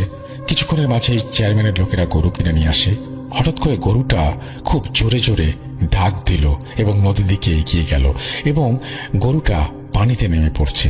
জানি না কেন, হয়তো বা সে বুঝে গিয়েছিল তাকে একটা প্রাণ বাঁচাতে হবে, কিন্তু সেটা আর হলো না। গরুটাকে পানি থেকে তুলে নিয়ে আসা হলো। কবিরাজ বলল, গরুটাকে জবাই না করে পুরো গরুটা নদীতে দিয়ে দাও। কিন্তু অনেকে বলছিল, গরুটা জবাই করে রক্ত নদীতে দাও আর মাংসগুলো দাও গরিবদের মাঝে। কথা মতোই তাই করা হলো। এটাই ছিল সব থেকে বড় ভুল। সব কাজ শেষ এখন। সবার মাঝে এখন ছেলেটার ফিরে আসার অপেক্ষা। সেহরি করার সময় চলে আসে। লোকজন অনেক কমে গিয়েছে। নদীর মাঝে সেই প্লেটটি এখনো আছে সেখানে, কিন্তু ফজরের আজান দেওয়ার সাথে সাথেই সেই প্লেটটি সেখান থেকে ভেসে চলে গেল। সবাই ভাবল ছেলেটা মনে হয় বেঁচে গেল। ছেলেটার মা বাবার মুখে একটু খুশির ভাব ফিরে আসলো। সেই খুশি আর বেশিক্ষণ তাদের কাছে রইল না। সবাই দেখল ছেলেটার লাশ নদীর তীরে ভেসে উঠেছে। এটা তো হবার কথা ছিল না। কবিরাজ বলেছিল জানের বদলে জান দিলে ছেলেটা জীবিত ফেরত আসবে। ছেলে ফেরত আসলো মৃত হয়ে কেন? ততক্ষণে কবিরাজ লাপাত্তা হয়ে গেছে। ছেলেটাকে নদী থেকে তুলে নিয়ে আসা হলো। চারিদিকে কান্নার রোল পড়ে গেল। ছেলেটার পেটে কোনো পানি ছিল না। পানিতে ডুবে মরার কোনো আলামত পাওয়া যায়নি। ছেলেটার গলায় 5 আঙ্গুলের বড় বড় দাগ দেখা গিয়েছিল। তার গায়ে ভয়ানক দাগ দেখে মনে হচ্ছিল ধারালো কিছু দিয়ে তার শরীরটাকে ক্ষতবিক্ষত করা হয়েছে। লাশটা দেখতে খুবই ভয়ঙ্কর ছিল। লাশটাকে নদী থেকে তুলে নিয়ে বাড়িতে গেল সবাই। জানাজা হলো, মাটিও দেয়া হয়ে গেল, কিন্তু উত্তর পাওয়া গেল না কিছু প্রশ্নের। এই ভয়াবহ ঘটনার সাক্ষী পুরো গ্রাম। বাড়ি আসার পর প্রায় 1 থেকে 1.5 মাস সবকিছু স্বাভাবিক ছিল। হঠাৎ একদিন রাত 1টা কি 2টার দিকে বাবা চিৎকার করে ওঠে। দৌড়ে বাবার রুমে গিয়ে দেখি বাবা অনবরত শ্বাস নিচ্ছেন। ওনার নাকি শ্বাস নিতে কষ্ট হচ্ছে, তার পাশাপাশি বলছে বুক জ্বালা করছে। বাবার চোখ উল্টে সাদা অংশ সামনে নিয়ে এসেছেন। এমন অবস্থা দেখে আমার ভাই গিয়ে গ্রামের ডাক্তার ডেকে নিয়ে আসে। ডাক্তার এসে কোনো সমস্যা ধরতে না পেরে বলছেন দ্রুত হাসপাতালে নিয়ে যেতে হবে। তৎক্ষণাৎ বাবাকে নিয়ে হাসপাতালে যাই আমরা। ইমার্জেন্সিতে বাবাকে দ্রুত অক্সিজেন দেয়া হয়। এই যাত্রায় বাবাকে ফিরিয়ে আনতে পারি আমরা। সকালে ডাক্তার আসলে সব টেস্ট করিয়ে ডাক্তার কোনো সমস্যাই বের করতে পারলেন না। সব টেস্টের রিপোর্টে বাবা একদম সুস্থ। তখন আমার মায়ের বুঝতে বাকি রইল না কি হয়েছে বাবার সাথে। কি ভাবছেন সবাই? এত দ্রুত কি করে বুঝলাম বাবার কি হয়েছে? কারণটা তাহলে শুনুন। আমাদের বাড়ির একই উঠোনে আমাদের চাচিদের ঘর। ছোটকাল থেকেই দেখে আসছি চাচি জিন চালান দেন। অনেক মানুষ আসে চাচির কাছে এবং তারা সব নিজ সমস্যা নিয়ে আসে। তার পাশাপাশি চাচির আমাদের অবস্থার প্রতি সবসময় একটা হিংসা কাজ করত। আমাদের বুঝতে দেরি হলো না কে কি করেছে। তাও সন্দেহ ছিল, পাকাপোক্ত করে তো আর সবকিছু বলা সম্ভব ছিল না। যাই হোক, সেদিন বাবাকে নিয়ে আমরা বাসায় চলে আসি। কথায় আছে, কাঁটা দিয়ে কাঁটা তুলতে হয়। পরদিন বাবার অবস্থার কিছুটা উন্নতি হলো। আমি আর মা চলে যাই পাশের গ্রামে এক কবিরাজের কাছে। কবিরাজ সব সমস্যা শুনে বললেন পরের দিন আবার যেতে। পরের দিন আমি আর আমার মা আবার সেই কবিরাজের বাড়িতে যাই। তখন কবিরাজ আমাদের বললেন, শোনো মা, তোমরা যদি অনুমতি দাও তাহলে আমি সত্যিটা বলতে পারি। মায়ের অনুমতি পেয়ে কবিরাজ বললেন, ওনার ভাইয়ের স্ত্রী ওনাকে দুটো জিনকে মুক্তির প্রতিশ্রুতি দিয়ে এই কালো জাদু করেছে। সাথে একটা বাচ্চা সম্ভাব্য ছাগলের তাজা রক্ত ও দুটি মুরগির রক্ত দিয়ে এই কালো জাদু করা হয়েছে এবং কালো জাদু একমাত্র সেই ভাঙতে পারবে যে এই জাদু দিয়েছে। আমার দ্বারা এই কাজ সম্ভব না। একটা ছোট উপকার আমি করতে পারি। এই কথা বলে কবিরাজ থেমে গেলে মা কান্না জর্জরিত কণ্ঠে বলে উঠলেন, কি উপকার? কবিরাজ বললেন, এই জাদুর পেছনে কিছু শক্তিশালী তাবিজ পর্যায়ক্রমে ব্যবহার করা হবে। সেগুলি কোথায় কোথায় আছে আমি বলে দেব। তোমার রান্নাঘরের টিনের পশ্চিম চালে দেখবা একটা তাবিজ আছে। সেটা খুলে 10 বার ইন্নালিল্লাহ পড়ে এক নিঃশ্বাসে নদীতে ফেলে দিবা। এই তাবিজ সারাদিন সূর্যের তাপ গ্রহণ করে। এরপর রাতে তোমার স্বামীর শরীরে তার তাপ স্থানান্তর করে। আর খবরদার, এই তাবিজ খোলার সময় যেন তোমরা দুজন বাদে কেউ না দেখে। এই বলে কবিরাজ তার কথা শেষ করেন। কবিরাজকে তার হাত দিয়া বুঝিয়ে দিয়ে আমি আর মা কাঁদো কাঁদো মুখ নিয়ে বাড়িতে চলে আসি। বাড়ি এসে সন্ধ্যার পর মা রান্নাঘরের চাল থেকে তাবিজটা খোলেন এবং 10 বার ইন্নালিল্লাহ পড়ে নদীতে এক নিঃশ্বাসে ফেলে দিয়ে আসেন। তারপর বাবা কিছুদিন ভালোই ছিলেন। যেই বাবার প্রবাসে যাবার সময় ঘনিয়ে আসলো, বাবার মধ্যে আলাদা একটা পরিবর্তন চলে আসলো। তিনি কোনোভাবেই যাবেন না। কেউ কিছু বললে রকচটাভাবে মারধর করতে আসতেন। আমাকে আর আম্মুকে প্রায়ই হাত পা বেঁধে এক রুমে ফেলে রাখতেন। আমাদের না খেয়ে দিনের পর দিন কাটাতে হতো। কত কবিরাজ হুজুরের কাছে গিয়েছি, তাতে কোনো লাভ হয়নি। বাবার আর প্রবাসে যাওয়া হয়নি। আমাদের সুখের পরিবারে নেমে আসে অভাবের কালো ছায়া। বাবা দেশে কোনো ব্যবসা করতে চাইলেও একই অবস্থার সৃষ্টি হয়। এখন বাবা নিজেদের জমি জমা দেখাশোনা করে। কিছুদিন আগে বাবা অভাবে জর্জরিত হয়ে দেশের বাইরে যাবার পরিকল্পনা করেন। সবাই তাতে অনেক আনন্দিত হয়। কিন্তু এর 2 দিন পরে এক রাতে বাবা হঠাৎ চিৎকার করে চোখ উল্টে নিজের গলা নিজেই খামচে রক্তাক্ত করে ফেলে। মাকে মারধর শুরু করে। নিজের পাসপোর্ট, কাগজপত্র যা কিছু আছে সবকিছুতে আগুন ধরিয়ে দিয়ে চিৎকার করে বলতে থাকে, ও আমাকে যাইতে দিবে না, আমি যাবো না। আমার গলা চলে, বরফ পানি দে, বরফ পানি দে। বাবার এই রূপ আমরা কখনো দেখিনি। মা তৎক্ষণাৎ সেই কবিরাজকে ফোন দিলে কবিরাজ আমাদের ঘরের পেছনের বড় আম গাছটি কেটে ফেলার নির্দেশ দেন। পরের দিন পুরোটা গাছ কাটার পরে সবার চোখ কপালে উঠে যায়। গাছের ভেতর রক্তে ভেজা কাপড় দিয়ে মোড়ানো একটি মস্ত বড় তাবিজ।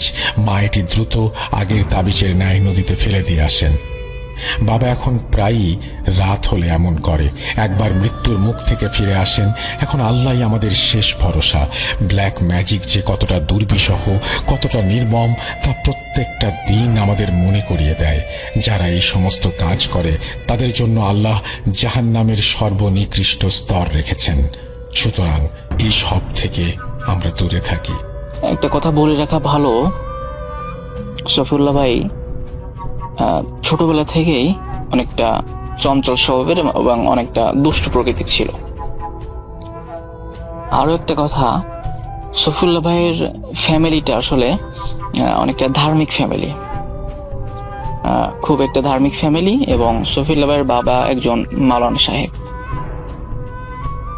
তো কাজেই সফিউল্লাহ ভাইকে ছোটবেলা থেকেই ইসলামিক লাইনে পড়াশোনা করতে হয়েছে, মাদ্রাসা লাইনে পড়াশোনা করেছে সে ছোটবেলা থেকে। তো ঘটনাটি যখন ঘটে তখন সফিউল্লাহ ভাই সবেমাত্র হেফজ শেষ করে তিনি আলিয়া মাদ্রাসায় ভর্তি হয়েছে। রাসেল ভাই, আরো একটা কথা বলে রাখা ভালো এখানে, সফিউল্লাহ ভাইয়ের বাবা যে মাওলানা সাহেব, উনি আসলে একটু তাবিজ কাগজ বা ঝাড়ফুঁক অথবা কাউকে যদি জিনে ধরায়, জিনের আসর, এই রোগীগুলোর ট্রিটমেন্ট উনি করে থাকতেন।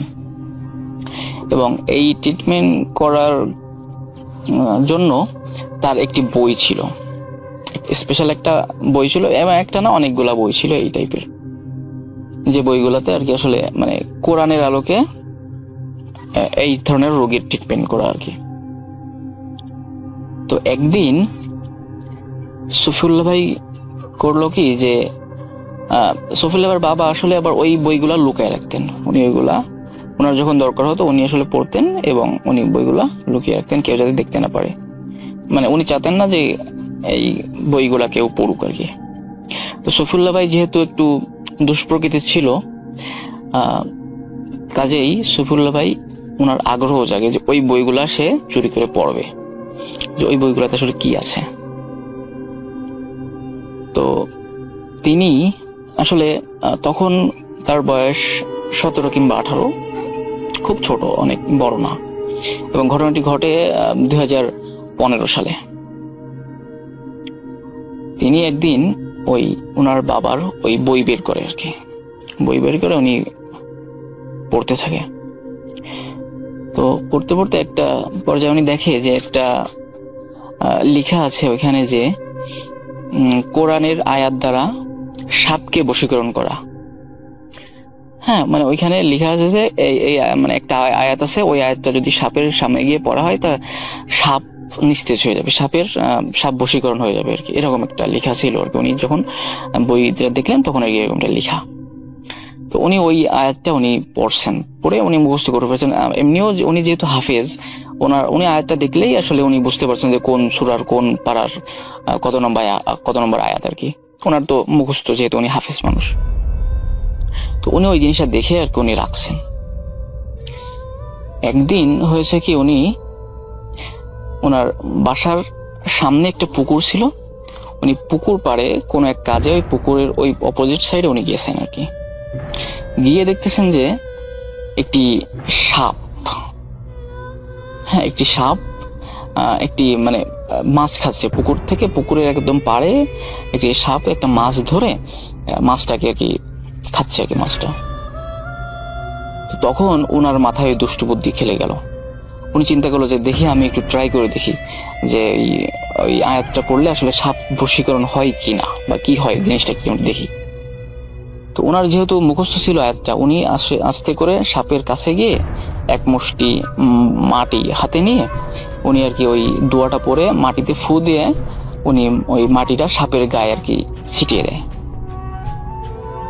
এবং সফিউল্লাহ ভাই যখনই ওই জিনিসটা মানে মাটিটা ছিটিয়ে দেয়, সঙ্গে সঙ্গে ওই সাপটি মাছটাকে ছেড়ে দেয় মুখের থেকে, এবং অলৌকিকভাবে সাপটি মানে নিস্তেজ হয়ে যায় বা কোনো নড়াচড়া করে না আর কি। আসলে সাপটি ছিল একটা কেউটো সাপ, মেছো কেউটো আর কি। আসলে আমাদের গ্রামের ভাষায় সাপটিকে মেছো কেউটো বলে, যে সব কেউটো সাপগুলোতে সাধারণত মাছ খায় আর কি।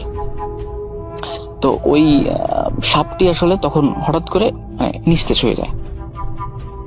হয়ে গেলে তখন সফিউল্লাহ ভাই আরো কিছু দোয়া মানে পড়ে সাপের গায়ে ফু দেয়, কাছে এসে ফু দিলে সাপ একদমই আর কি নরম হয়ে যায়, একদমই মানে সাপের মনে হচ্ছে যে কোনো নড়ার ক্ষমতা নেই।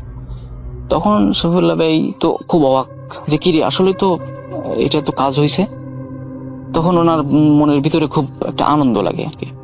তখন উনি ওই সাপটাকে ধরে, সাপটা ধরে এনে আসলে উনি করেন কি, ওই যে উনি যেহেতু ছোট, উনি সাপটা এনে ওনার ফ্রেন্ড সার্কেল যারা ছিল বা ওনার থেকে ছোট যারা ছেলে মেয়ে ছিল এলাকায় আর কি, তাদের সবাইকে ভয় দেখাচ্ছে সাপটা দিয়ে, এই দেখ সাপ দিয়ে তোকে কামড় দিয়ে যাবো, দেখ সাপ ধরছি এই সেই। উনি আর কি মানে দুষ্টুমি করে বেড়াচ্ছে সাপটা ধরে নিয়ে আর কি, এবং সবাইকে ভয় দেখায় বেড়াচ্ছে। এবং একটা পর্যায়ে উনি সাপটাকে মেরে ফেলে দেয়। উনি সাপটাকে ছেড়ে দেয় না, উনি মেরে ফেলে দেয়। এবং এই ঘটনা কিভাবে জানি জানতে পারে ওনার বাবা, সফিউল্লাহ ভাইয়ের বাবা মৌলানা সাহেব। উনি এই কথাটি যখন জানতে পারে, তো রাত্রিবেলায় সফিউল্লাহ ভাইকে অনেক বকাঝকা করে এবং বলে যে তুমি সাপ ধরছো কেন, এবং সাপ ধরে তুমি মেরে ফেলছো কেন, এটা কি ঠিক হচ্ছে, এটা তুমি কেন করছো? কিন্তু রাসেল ভাই, সফিউল্লাহ ভাইয়ের বাবা কিন্তু জানে না যে আসলে উনি কোন প্রক্রিয়ায় সাপটা ধরছে, ওই দোয়া কালাম পড়ে ধরছে, এইটা কিন্তু সে জানে না। সে ভাবছে যে সাপটা ধরছে, হয়তো কোনোভাবে ধরছে এবং এমনি ভয় দেখাইছে এবং সাপটাকে মেরে ফেলছে, এইটা জানে আর কি। তো এই গেল সেদিন, এবং সফিউল্লাহ ভাই বলে যে ঠিক আছে, না আমি আর কোনোদিন সাপটা ধরবো না, এটা বলার বাবার কাছে ভুল স্বীকার করে। কিন্তু যতই ভুল স্বীকার করুক, মাথায় কিন্তু ওনার রয়েছে যে আমি সামনে যদি সাপ আরো কখনো পাই তো আবার এরকমটা করবো আর কি। তো উনি আরো একদিন হঠাৎ এরকমের বাগানে সবাই খেলাধুলা করতেছে, মানে বাড়ির পিছনে একটা বাগান আছে, মানে অনেক মানে ওই বাগানে আসলে ছেলে পেলে খেলাধুলা করে আর কি। তো ওই বাগানের একটা সাইডে উনি আসলে দেখেন কি যে একটি সাপ, কোন কারণে একটা সাপ দেখে। তো উনি করেন কি, ওই সাপটাকে উনি আবার ওই দোয়া পড়ে ওই মাটিতে ফু দিয়ে ওই মাটি সাপের গায়ে যে ছিটিয়ে দেয়, সাপ আস্তে আস্তে করে নিস্তেজ হয়ে যায়। তখন উনি সাপটিকে আবার ধরে তারপর ওই সাপটি নিয়ে উনি আবার সবাইকে ভয় দেখানো শুরু করে, সবাই মানে করে, মানে খেলা টেলা করে একটা পর্যায়ে ওই সাপটিকে উনি আসলে সেই দিন সাপটিকে মেরে ফেলে দেয়। এবং ওই ঘটনাটাও ওনার বাবা জানতে পারে।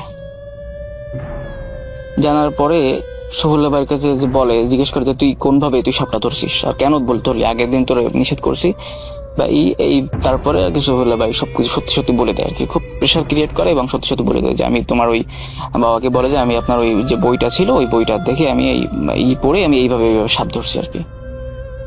তখন সফিউল্লাহ ভাইয়ের বাবা মৌলানা সাহেব উনি অত্যন্ত রেগে যান এবং সফিউল্লাহ ভাইকে অনেক মারধর করেন, এবং মারধর করে একটা পর্যায়ে উনি সফিউল্লাহ ভাইকে মানে সফিউল্লাহ ভাইয়ের খালার বাড়িতে পাঠিয়ে দেন আর কি। হ্যাঁ, সফিউল্লাহ ভাইয়ের খালার বাসায় পাঠিয়ে দেন এবং সফিউল্লাহ ভাই তার খালার বাসায় চলে যায় আর কি। খালার বাসায় যাওয়ার পরে সফিউল্লাহ ভাইয়ের আবার একটা নেশা ছিল, সে ক্রিকেট খেলা খুব পছন্দ করত। তো একদিন বিকেলে সফিউল্লাহ ভাই দেখতেছে যে তার খালার বাড়ির পাশে একটা ছোট্ট একটা মাঠে কিছু ছেলে পেলে ক্রিকেট খেলতেছে। তখন তিনি সেইখানে যান, তাদের সাথে ক্রিকেট খেলায় ইনভলভ হন এবং তাদের সাথে ক্রিকেট খেলা শুরু করেন।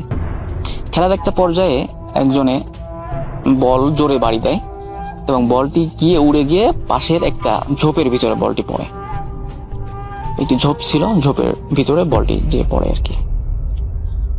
তখন সফিউল্লাহ ভাই দৌড়ে যায় যে বলতেছে আমি বল খুঁটে নিয়ে আসতেছি, তোমরা থাকো। এটা বলে সফিউল্লাহ ভাই আর কি ওই ঝোপের ভিতরে চলে যায়, গিয়ে বলটি খুঁজতে থাকে এবং হঠাৎ করে উনি সামনে তাকিয়ে দেখে যে একটি সাপ ফনা ধরে মানে বসে আছে আর কি। অনেক ভয়ঙ্কর একটি জাতের সাপ দেখে মনে হচ্ছে যে অনেক বড় একটা কেউটের সাপ, এই টাইপের আর কি, ফনা ধরে আছে। এবং সফিউল্লাহ ভাই যখনই ওখানে গেছে, সাপটি মানে কেমন রাগে ফুসফুস শব্দ করতেছে আর কি, এরকমটা। তখন সফিউল্লাহ ভাই করলো কি, ওই এক মুষ্টি মাটি হাতে নিয়ে উনি ওই দুষ্টু বুদ্ধি ওনার মাথায় চলে আসলো, উনি ওই মাটিতে ফু দিয়ে উনি ওই মাটি সাপের গায়ে ছিটিয়ে দেয়। তো সাপের গায়ে যখন ছিটিয়ে দেয়, তখন সাপটা নিস্তেজ হবে তো দূরের কথা, সাপটি আরো রাগান্বিত হয়ে যাচ্ছে এবং আরো জোরে জোরে ফসফস করে উঠতেছে, আরো বড় করে ফনা তুলতেছে, এরকমটা করতেছে। তখন সফিউল্লাহ ভাই একটু ভয় পেয়ে যায়, একটু ঘাবড়ে যায় যে কি ব্যাপার, এরকম হচ্ছে কেন। তখন উনি আবারও দোয়া কালাম পড়ে আবারও উনি আর কি ওই মাটি ছিটিয়ে দেয়। তো রাসেল ভাই যতই উনি মাটি ছিটিয়ে দিচ্ছে এবং যতই যা করতেছে না কেন, কিছুতেই কাজ হচ্ছে না। যতই সফিউল্লাহ ভাই দোয়া কালাম পড়ে ফু দিচ্ছে বা যাই করতেছে, কেমড়ে সাপটি আরো বেশি করে রাগান্বিত হচ্ছে এবং আরো বেশি করে ফসফস করে উঠতেছে, কোনো ইসে কাজ হচ্ছে না। এবং একটা পর্যায়ে ওই সাপটি সফিউল্লাহ ভাইকে রীতিমতো ধাবর কষে আর কি সফিউল্লাহ ভাইকে। এবং সফিউল্লাহ ভাই তখনই সাপের মানে তাড়া খেয়ে উনি দৌড়ে ওই ঝোপের ভিতর থেকে বাইরে চলে আসে আর কি।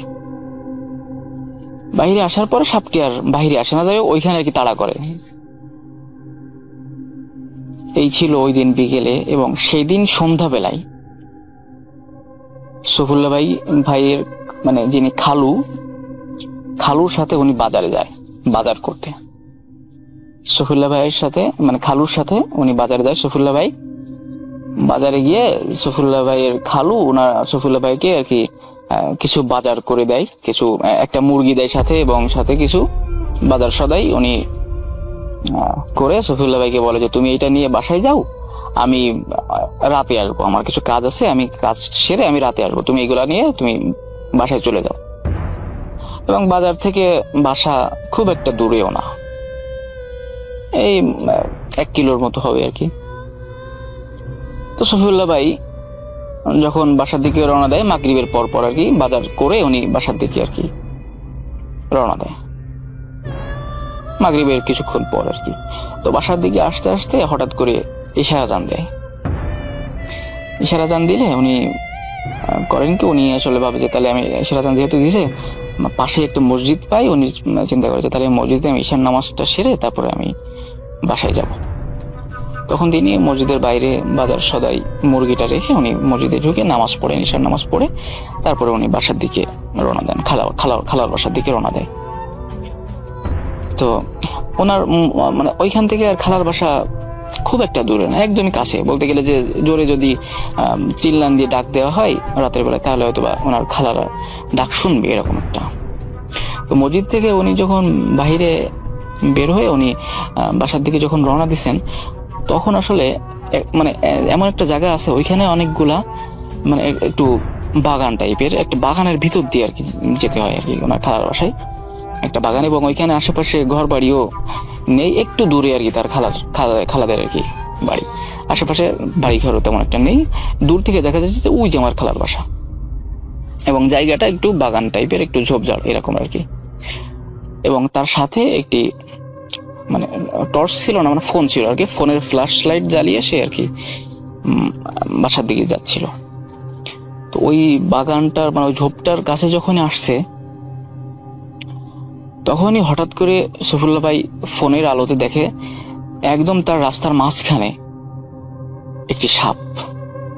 এবং রাসেল ভাই সাপটি ছিল ওই যে সাপটি দেখছিল সেদিন, মানে ওই বিকেল বেলায় যে সাপটি দেখছে বাগানে ওই ঝোপের ভিতরে বল খুঁজতে গিয়ে, ওই সেই সাপটি। এবং সাপটি রাসেল ভাই কিন্তু মানে একটু ভিন্ন প্রকৃতির ছিল, আসলে একটু ভিন্ন প্রকৃতির, গায়ে ডোরাকাটা এবং অনেকগুলা ছোপ মানে একটু যেভাবে আর কি বর্ণনা দিয়েছে আর কি এইরকম আর কি টাইপের ছিল।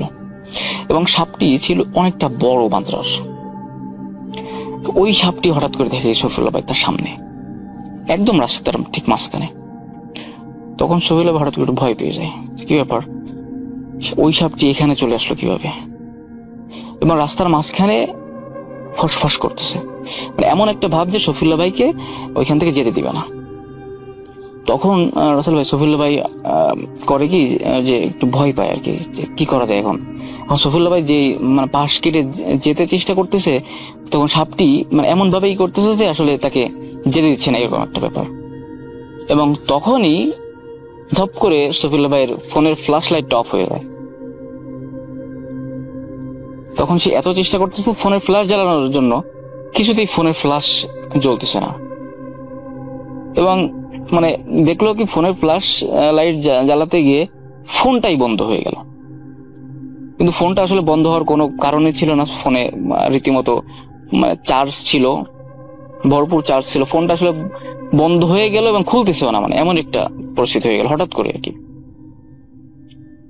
তখন সফিউল্লাহ ভাই আসলে অনেকটা ভয় পেয়ে যায়, কি ব্যাপার, এরকম হচ্ছে কেন?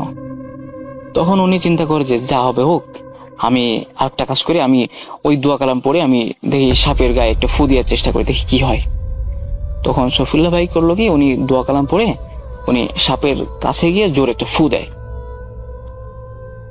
তো আসলে ফু দেওয়ার সাথে সাথে সাপটি মনে হলো যে মানে অনেক রাগে গড়গড় করে উঠে বড় হয়ে যাচ্ছে, কেমড়ে সাপটি অনেক বড় হয়ে যাচ্ছে। এবং তখন মোটামুটি দেখা যাচ্ছিল দূর থেকে, একটু দূর থেকে মনে করেন যে মানে কারেন্টের একটি শলক আর কি আসতেছিল, কারেন্টের আলো আসতেছিল এবং সেই আলোতে দেখা যাচ্ছিল যে আপসা করে দেখা যাচ্ছিল এবং কিছু চাঁদের আলো ছিল।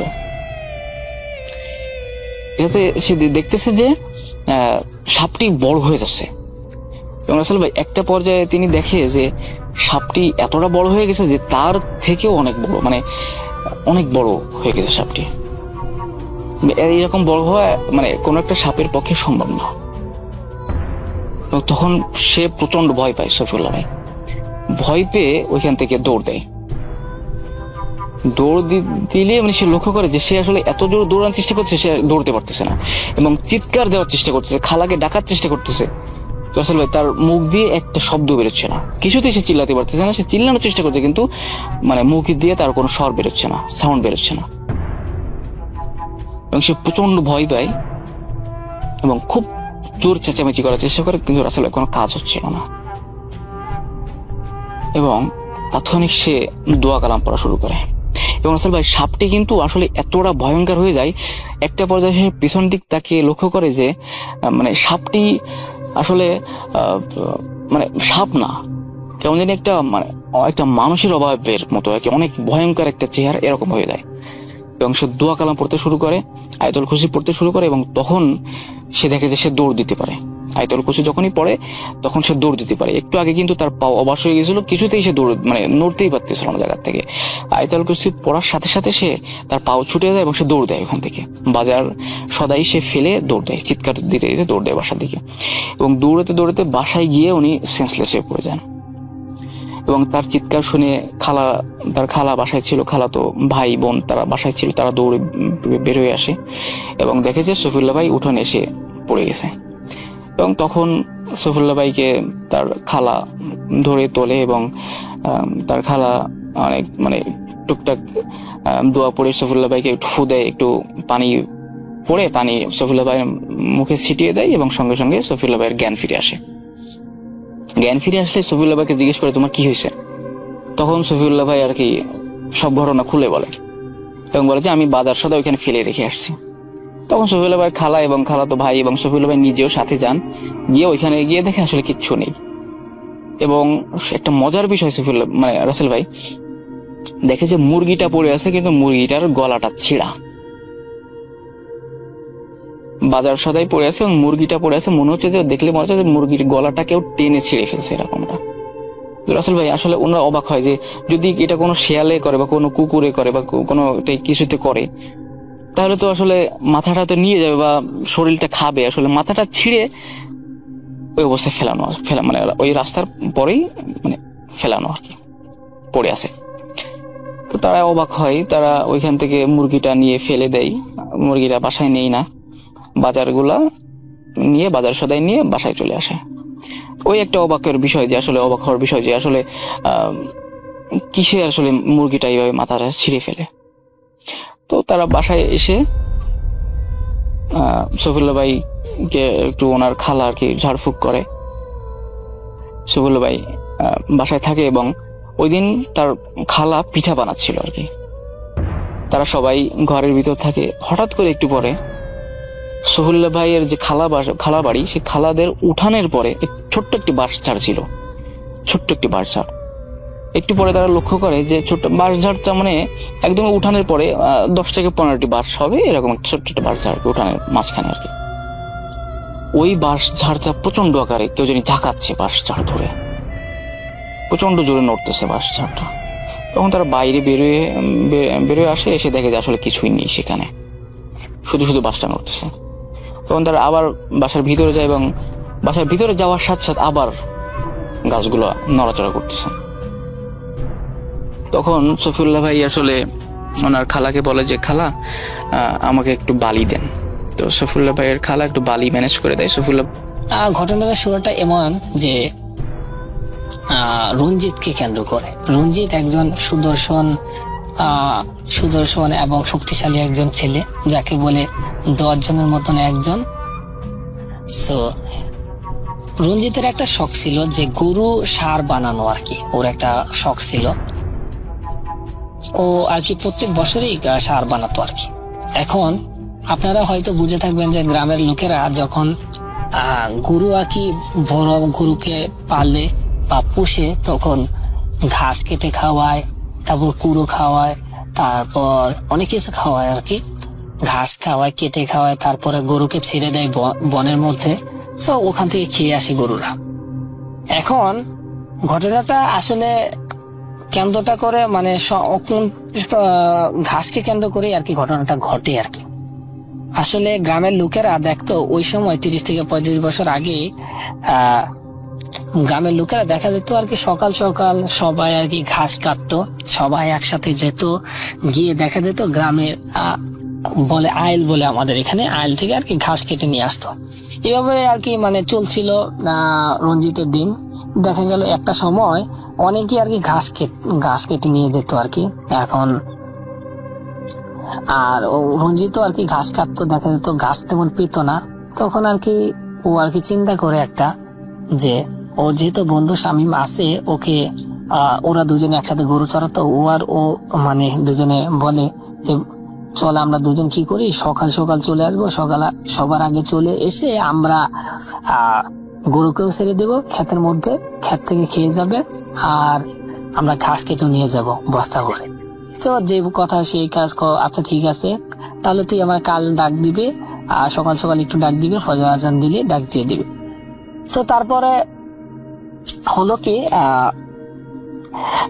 শামীম হঠাৎ গভীর রাতে শামীমের রূপ ধরে একজন পিশাচ মানে ডাকতে শুরু করে আর কি রঞ্জিতকে বলে, কিরে রঞ্জিত এখন উঠছিস না? দেখ ওইখানে সকাল হয়ে যাচ্ছে, তাহলে তো সবাই তো ঘাস কেটে নিয়ে যাবে, তখন তো আর আমরা গরুকে খাওয়াতে পারবো না, আর গরুর জন্য ঘাস কাটতে পারবো না। তাহলে কাজ কর, তুই একটু দাঁড়া, আমি আসতেছি, দাঁড়া। কত শোন, আমি যাই, তুই আয় তাড়াতাড়ি। তো যথানিয়মিত মানে ওদের আর কি যে জায়গাটা আর কি ওদের সিলেক্ট করা ছিল যে ওইখানে ওরা ঘাস কাটবে, ওখানে আস্তে আস্তে গরুকে নিয়ে আর গরুকে ছেড়ে দিবে রঞ্জিত, আর ও আস্তে আস্তে শামীম চলে যায়। এখন দেখা দেখি মানে রঞ্জিত আর কি গরু বের করে রঞ্জিত চলতে থাকে। একটা সময় দেখা গেল রঞ্জিতে গরুকে ষাঁড়কে দেখতে হলো, ষাঁড়ের চোখ একদম দাঁড়িয়ে গেল হঠাৎ, আর চোখ লাল হয়ে গেল, আর কান খাড়া করে স শব্দ করছে আর কি, গরু যেভাবে শব্দ করে আর কি। তো এটা দেখে আর কি রীতিমতো অবাকই রঞ্জিত। সো আর কি এরকম প্যারানর্মাল কিছু ভাবে না, সামনে ওর বন্ধু আছে শামীম, ও আর কি সামনে আছে, ও যাচ্ছে। কিন্তু এর মধ্যে একটা কথা মানে একটা জিনিস ও আর কি দেখছিল যে শামীম কিন্তু ওর কাছে আসছে না, ওর থেকে একটু সামনে, ওকে ও ধরতে পারছে না। সো এটা ভেবে আর কি মানে ওভাবে হয়তো ও আগে ঘাস কাটবে, তাই আগে চলে যাচ্ছে। সো ও আর কি ভাবে না, ও পিছে চলে যায়। সো এই গরুর যে চোখ লাল হয়ে গেল রঞ্জিতের, মানে ও আর কিছু ভাবে না, হয়তো কিছু একটা হবে, কিছু একটা প্যারানর্মাল কিছু, এরকম কিছু ভাবে না, কিছু কারণে হয়তো গরু এরকম করতেছে। লাল হওয়ার পর দেখো কান খাড়া করে জোরে রঞ্জিতের হাত ফসকে গরুটা ষাঁড়টা চলে যায় বাড়ির দিকে। সো এদিকে মানে 10-15 সেকেন্ডের ভিতরে ও ধরার চেষ্টা করে গরুটা, কিন্তু দেখে যে ধরতে পারলো না, দূরে পালিয়ে গেল। এর মধ্যে দেখে সামনে তাকিয়ে দেখে যে নাই, সামনে তাকিয়ে দেখে যে শামীম নাই, রঞ্জিত দেখে। সো ভাবে যে ও আরো সামনে চলে গেছে, হয়তো ঘাস টাস কাটতেছে কোন একটা জায়গায় আর কি, দেখতে পাচ্ছে না। তো এটা ভাবে আর কি এখানে আরেকটা হয়েছিল, আরেকটা ঘটনা, আরেকটা জিনিস ও দেখতে পায় যে হঠাৎ করে দেখতে পায় যে মানে যেখান দিয়ে ওরা আসছিল ঘাস কাটতে আসছিল, জমি ওখানে ধান ক্ষেত লাগানো ছিল সাইডে, ওই ধান খেতে গরু যে সময় চলে যায় তখন আর কি ধান ক্ষেতের মধ্যে দিয়ে চলে গেছিল, ধান ক্ষেত ভেঙে টেঙ্গে চলে গেছে অনেকটা ক্ষেত আর কি। সো ওই ক্ষেত জমির মালিক মানে চলে আসে, মানে রূপ ধরে আর কি, পেশাজের রূপ ধরে, বলে তোরা কিরে, তুই আমার ক্ষেতের মানে ক্ষেত ভেঙে তারপর এখান থেকে ঘাস কেটে নিয়ে যাবি, তোকে সাহস কে দিয়েছে? তুই আর এইভাবেই তোরা মনে হয় আমার ক্ষেত থেকে এইভাবে ধান গাছ কেটে তুই তোর গরুকে নিয়ে খাওয়াস, তাই না? এখন সকাল সকাল এসে গেছিস, তা এই জন্য আর কি যে ওর মানুষ আসার আগে কেটে নিয়ে যাবে, কেউ দেখতেও পারবে না, কিন্তু আমি দেখে ফেলছি। সো এগুলো আর কি দুজনের মধ্যে আর কি এভাবে কথা কাটাকাটি শুরু হয়। একসময় দেখা গেল দুজনের মধ্যে একটা কথাকার থেকে মারামারি শুরু হয়ে যায়। মারামারি শুরু হওয়ার পর তারপর দেখা যায় যে পরকে ভাবে না যে এটা প্যারানর্মাল কিছু একটা। তো দুজনের মধ্যে মারামারি হয় জমির মধ্যে, একজনের উপর আরেকজনের উঠে, আরেকজনের উপর আরেকজন উঠে, সে মানে মারামারি হয়, সারা রাত মারামারি হয়। ফজর আজানের আগে মানে ওই পিশাচটা ও বুঝে যায় যে আসলে এটা কি আর কি। যে পিশাচটা বলে, রঞ্জিত আজকে তুই বেঁচে গেলে, বলে যে তুই ভাবিস না আমি আবার আসবো। তো এটা বলে রঞ্জিতকে আর কি ওটা চলে যায়। ও বুঝতে পারে যে এটা প্যারানর্মাল, কিন্তু তারপর তেমন ভয় পায় না। লাস্টে তারপর বাড়িতে ফজরের সময় যারা আসে আর কি, মানে গ্রামে যারা মাটি কাটে ঘাস কাটে তারা আসে, এসে দেখে রঞ্জিত পড়ে আছে। তখন ধরাধরি করে ওর গ্রামের ওর রুমে নিয়ে যায় আর কি, ওর বাড়িতে নিয়ে যায়। নিয়ে যাওয়ার পর 2-1 দিন অসুস্থ থাকে, তারপরে ও সুস্থ হয়ে যায়। এভাবে চলতে থাকে। একটা সময় এভাবে অনেক দিন কেটে যায়। কেটে যাওয়ার পর আরেক দিন রঞ্জিত করলো কি, যে গ্রামের লোকদের সাথে একটা ডিল করে যে মাটি কাটতে হবে, যে আমরা চাঁদ রাত আছে, এখন চাঁদ রাতে আমরা সকাল সকাল চলে আসব, আমরা সকাল সকাল মাটি কাটবো আর কি। সো এইভাবে গ্রামের লোকদের সাথে চুক্তি হয় একটা জায়গায়। সো এটা বলে, মানে রাতে সবাইকে বলে যে ঘুমিয়ে যায়, যে আমরা সকাল সকাল গ্রীষ্মের সকাল মানে গরমের সময় যে আমরা কাজ করবো, সকাল সকাল মাটি কাটবো। সো এটা ভাবে আর কি সবাই বলে যে আচ্ছা ঠিক আছে, আমাদের মানে ওকে বলে যে আমাকে একজন ডাক দিস, তোদের মধ্যে কেউ এসে ডাক দিলে হলো। তারপরে রঞ্জিত ঘুমাতে চলে যায়। তারপরে ওদের মধ্যে একজন আর কি ডাকে, বলে কিরে রঞ্জিত এখনো উঠছিস না? সবাই তো জ্বলে যাচ্ছে, সবাই তো মাটি কাটার জন্য প্রস্তুতি নিচ্ছে, তুই তো ঘুমাচ্ছিস, তাড়াতাড়ি আয় তাড়াতাড়ি আয়। এটা বলে ওই লোকটা চলে যায় আস্তে আস্তে। দাঁড়া আমি আসতেছি, কোদালটা নিয়ে আসি। তারপরে হলো কি, রঞ্জিত আর কি কোদাল নিয়ে বের হয়ে যায়। বের হয়ে যাওয়ার পর আস্তে আস্তে হাঁটতে থাকে। একদম হাঁটতে হাঁটতে ওই জায়গায় ও আর কি নিজেকে আবিষ্কার করে ওই জায়গায় চলে যায়। তারপর হঠাৎ করে আর কি কোদালটা আর কি অন্যদিকে রাখার পর দেখা গেল ওই যে লোকটা বলছিল যে মাটি কাটার কথা, ও আর কি আসার পর ওর কাছে চলে আসে রঞ্জিত। কিরে কেউ তো নাই, তুই একা এখানে কি করিস, মানে কি জন্য আমাকে ডেকে আনলি, বা ওরা কোথায় গেছে, এরকম ভাবে অনেক কথা জিজ্ঞেস করতেছে। তারপরে বলে তো ওরা তো আসবে না আজকে আসবে না, ও এভাবে কথাটা বলে। কিন্তু তুই কিভাবে আজকে যাবি? এটা শুনে রঞ্জিতে আর কি কি বললি তুই? ওরা তো আসবে না, তুই আজকে কিভাবে যাবি এখান থেকে? এটা শুনে রঞ্জিতে বুঝতে পারে যে অন্য কিছু একটা। এবার বলে যে দেখ রঞ্জিত, সেদিন তো বেঁচে গিয়েছিলে, আজকে তো তুই বাঁচবি না, আজকে দেখি তোকে কে বাঁচায়। এটা বলে রঞ্জিতের সাথে ওই পিশাচের একটা মারামারি শুরু হয়ে যায়। মারামারি হতে হতে হতে এদিনও দেখা গেল রঞ্জিতকে আর কি ফজর আজান দিয়ে দিল, রঞ্জিতকে মারতে পারলো না। পিশাচ আবারও বলে যায় যে রঞ্জিত, তোকে আমি ছাড়বো না, তুই ভাবিস না আমি আবার আসবো। এভাবে আর কি হওয়ার পর, এই ঘটনা ঘটার পর দেখে আবার সকালবেলা সবাই দেখার পর চাঁদ রাতে আসার কথা ছিল, সকালবেলা আসে, একটু আগে আসে, এসে দেখে সবাই দেখে রঞ্জিত পড়ে আছে এখানে। সো এটা দেখে আর কি সবাই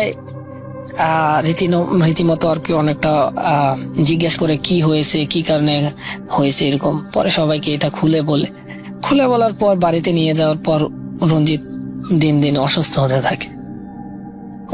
অসুস্থ হওয়ার পর হতে হতে এক সময় দেখা গেল ও এমন একটা অবস্থা হলো, ও শুকাতে থাকে।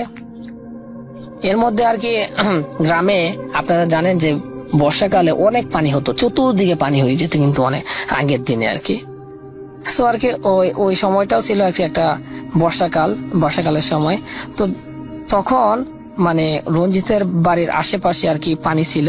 তখন আমার বাবাও ছিল, আমার বাবাও আর কি তখন দেখেছিল যে পানি, চতুর্দিকে পানি।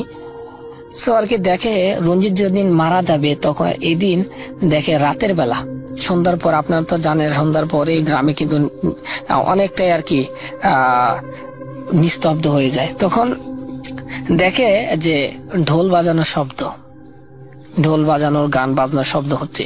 আর গানের শব্দ এত শব্দ যেটা আর কি কি বলবো, আমাদের এই বর্তমান সময়ের আর কি বক্স থেকে অনেক কি মানে অনেক শব্দ আর কি, ঢোলের শব্দ।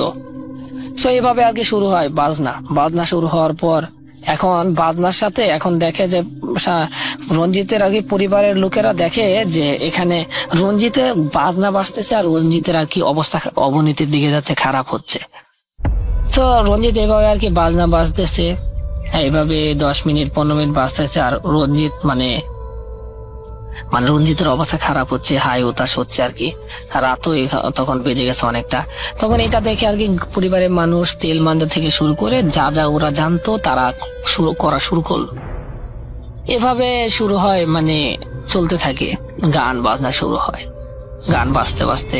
আর গান যতক্ষণ ধরে বাজতেছে খালি ততক্ষণ পর্যন্ত ছটফট করতেছে রঞ্জিত। তো গালাগালি করা অবস্থায় আমি তখন একটা স্বপ্ন দেখি, যেখানে আমি দেখছিলাম আমার সামনে কয়েকজন ডাক্তার দাঁড়ানো, আমি একটা বেডের উপর শোয়া, অর্থাৎ আমার কোনো সার্জারি করা হচ্ছে। তো আমি তারপর আমার ঘুম ভেঙে যায় এবং আমি আমার ওই স্বপ্নটার কথা আর কিছু মনে থাকে না। তো তার বেশ কয়েকদিন পর আমি আরেকটি স্বপ্ন দেখতে পাই, যেখানে আমি দেখি আমি একটা ইউনিভার্সিটিতে চান্স পেয়েছি। তো ইউনিভার্সিটির ছাত্ররা মানে বলা বলি করছিল একজন আরেকজনকে, এই ছেলেটা কেন চান্স পেয়েছে জানতে পারিস, মানে জানিস? তো একজন আরেকজনকে বলছে যে এই ছেলেটার মানে মাথায় নাকি মস্তিষ্ক নেই, এই কারণে এই ছেলেটাকে এই ইউনিভার্সিটিতে চান্স দেওয়া হয়েছে। তো এটাও তো ঘুমের মধ্যে, আমি অতটা পাত্তা দেই না, তো আমার ঘুম ভেঙে যায়। তো তারপর আমি মানে শক খাই তখন, যখন আমি সত্যি সত্যি অনুভব করি যে আমি মানে আমার রিয়েল লাইফে আমি মস্তিষ্কের দিকে যখন খেয়াল করি, যে মানুষের মস্তিষ্ক থাকা অবস্থায় একজন নর্মাল মানুষ যেভাবে চলাফেরা করে, আমি তো সেইভাবে চলাফেরা করছি, কিন্তু আমার মাথায় আমি মাঝে মধ্যে পাথর পড়ার মানে ছোট ছোট পাথরের টুকরা, অ্যাকচুয়ালি ছোট ছোট পাথরের টুকরা আমার মাথায় পড়ে, কিন্তু এর কারণ আমি মানে অজানা। তো তখন আমার কাছে বিষয়টা ক্লিয়ার হয় যে আসলেই তো আমার তো মাথায় তো পাথর পড়ছে, তাহলে আমার মস্তিষ্ক তো হয়তোবা কোনো কারণে আমার মস্তিষ্ক নেই, আর মস্তিষ্কের বদলেই হয়তোবা এই পাথরগুলো পড়ছে। তো এইভাবে আমি এই সমস্যা থাকা অবস্থাতেই আমি আপনার ডিপ্লোমা ইঞ্জিনিয়ারিং কমপ্লিট করি। আমার কষ্টের মধ্যে দিনগুলো যায়, কারণ মস্তিষ্ক না থাকার কারণে আমি মানে পরীক্ষার আগ দিয়ে বা যখনই পড়াশোনা করতে বসতাম, আমি যে পড়া 2 থেকে 3 বার পড়লে মুখস্থ হয়ে যেত, সেই পড়াগুলো আমার মানে একদমই মনে থাকে না। তারপরও কোনোভাবে আমি পাশ করি। আপনার ডিপ্লোমা ইঞ্জিনিয়ারিংটা পাশ করার পর আমি মানে বিএসসিতে ভর্তি হই। বিএসসিতে ভর্তি হওয়ার পর আমার সেই একই সমস্যা, আমি মানে কিছু মনে রাখতে পারি না, 1 থেকে 100 পর্যন্ত গুনবো সে সামর্থ্যটুকু নেই আমার, আমি একদমই মানে কিছু মনে রাখতে পারি না। তারপরেও আমি কষ্ট করে আপনার বিএসসি ইঞ্জিনিয়ারিংটা শেষ করি। তারপর আমি আমার বাসায় চলে আসি। আমার সমস্যার কারণে আমি মানে কাউকে এটা বলতেও পারি না, আমি চাকরিতেও যাই না। আমি বলি যে মানে আমার চাকরি ভালো লাগে না, আমি চাকরি করব না, আমি বাসায় বাবার ব্যবসা দেখাশোনা করব। তো বাসায় আসার পর আমার সাথে যে ঘটনাগুলো আবার শুরু হয়, সেটা হচ্ছে মানে আমি নামাজ কালাম আলহামদুলিল্লাহ চেষ্টা করতাম 5 ওয়াক্ত পড়ার, না পারলেও অন্তত প্রতিদিন নামাজ পড়ার চেষ্টা করতাম। এখনো আমি চেষ্টা করি 5 ওয়াক্ত সম্ভব হলে নামাজ পড়ার, না হলেও ইনশাল্লাহ চেষ্টা করি নামাজ প্রতিদিন পড়ার। সেই সাথে প্রতিদিন দোয়া দরুদ জিকির আজগার কোরআন তেলাওয়াত এগুলো করি। তো আমার বাসায় আসার পর যে সমস্যাগুলো শুরু হয়, আমি মানে যেমন দরুদ পড়া অবস্থা বা কোনো জিকির পড়া অবস্থায় চোখ বন্ধ করে রাখলে মানে আমি ভয়ঙ্কর ভয়ঙ্কর কিছু অবয়ব দেখতে পেতাম। যেমন মাথা একদম থেতলানো কিছু মানে অবয়ব, বা কিছু মানে ছোট ছোট বেটে আকৃতির মানুষ নাকি এগুলো আমি জানি না, মানে মানুষের মতো দেখতে দেখা যাচ্ছে যে মুখের অংশটা থেতলানো বা মাথা পুরো থেতলে যাওয়া। মানে কিছু কিছু তো অবয়ব দেখা যেত যে মানে আপনার মাথার অংশ অর্ধেক নেই, এরকম অবস্থা। এরকম ভয়ঙ্কর ভয়ঙ্কর সব অবয়ব বা আকৃতি দেখতে পাই আমি জিকির করা অবস্থায়, এবং যখন চোখ বন্ধ হয়ে যেত আমার জিকির করতে করতে তখন দেখতাম, এবং আমি তাৎক্ষণিক চমকে উঠতাম।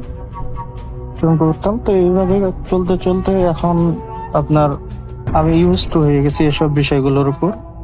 মানে এইসব বিষয়গুলো আমার সাথে ঘটতে ঘটতে বিষয়গুলো আমার সাথে মানে ইউজড হয়ে গেছে। তো যাই হোক, তারপরে আমার আরো কিছু সমস্যার সম্মুখীন আমাকে হতে হচ্ছে প্রতিদিন, যেগুলো হচ্ছে যেমন আমি মানে রাত্রে ঘুমাই, ঘুম থেকে ওঠার পর সকালে যখন দেখি যে আমার হাত, আপনার কনিষ্ঠ আঙ্গুল কেউ চেপে ধরে রেখেছিল অনেকক্ষণ যাবত, আমার কনিষ্ঠ আঙ্গুল ব্যথা হয়ে আছে।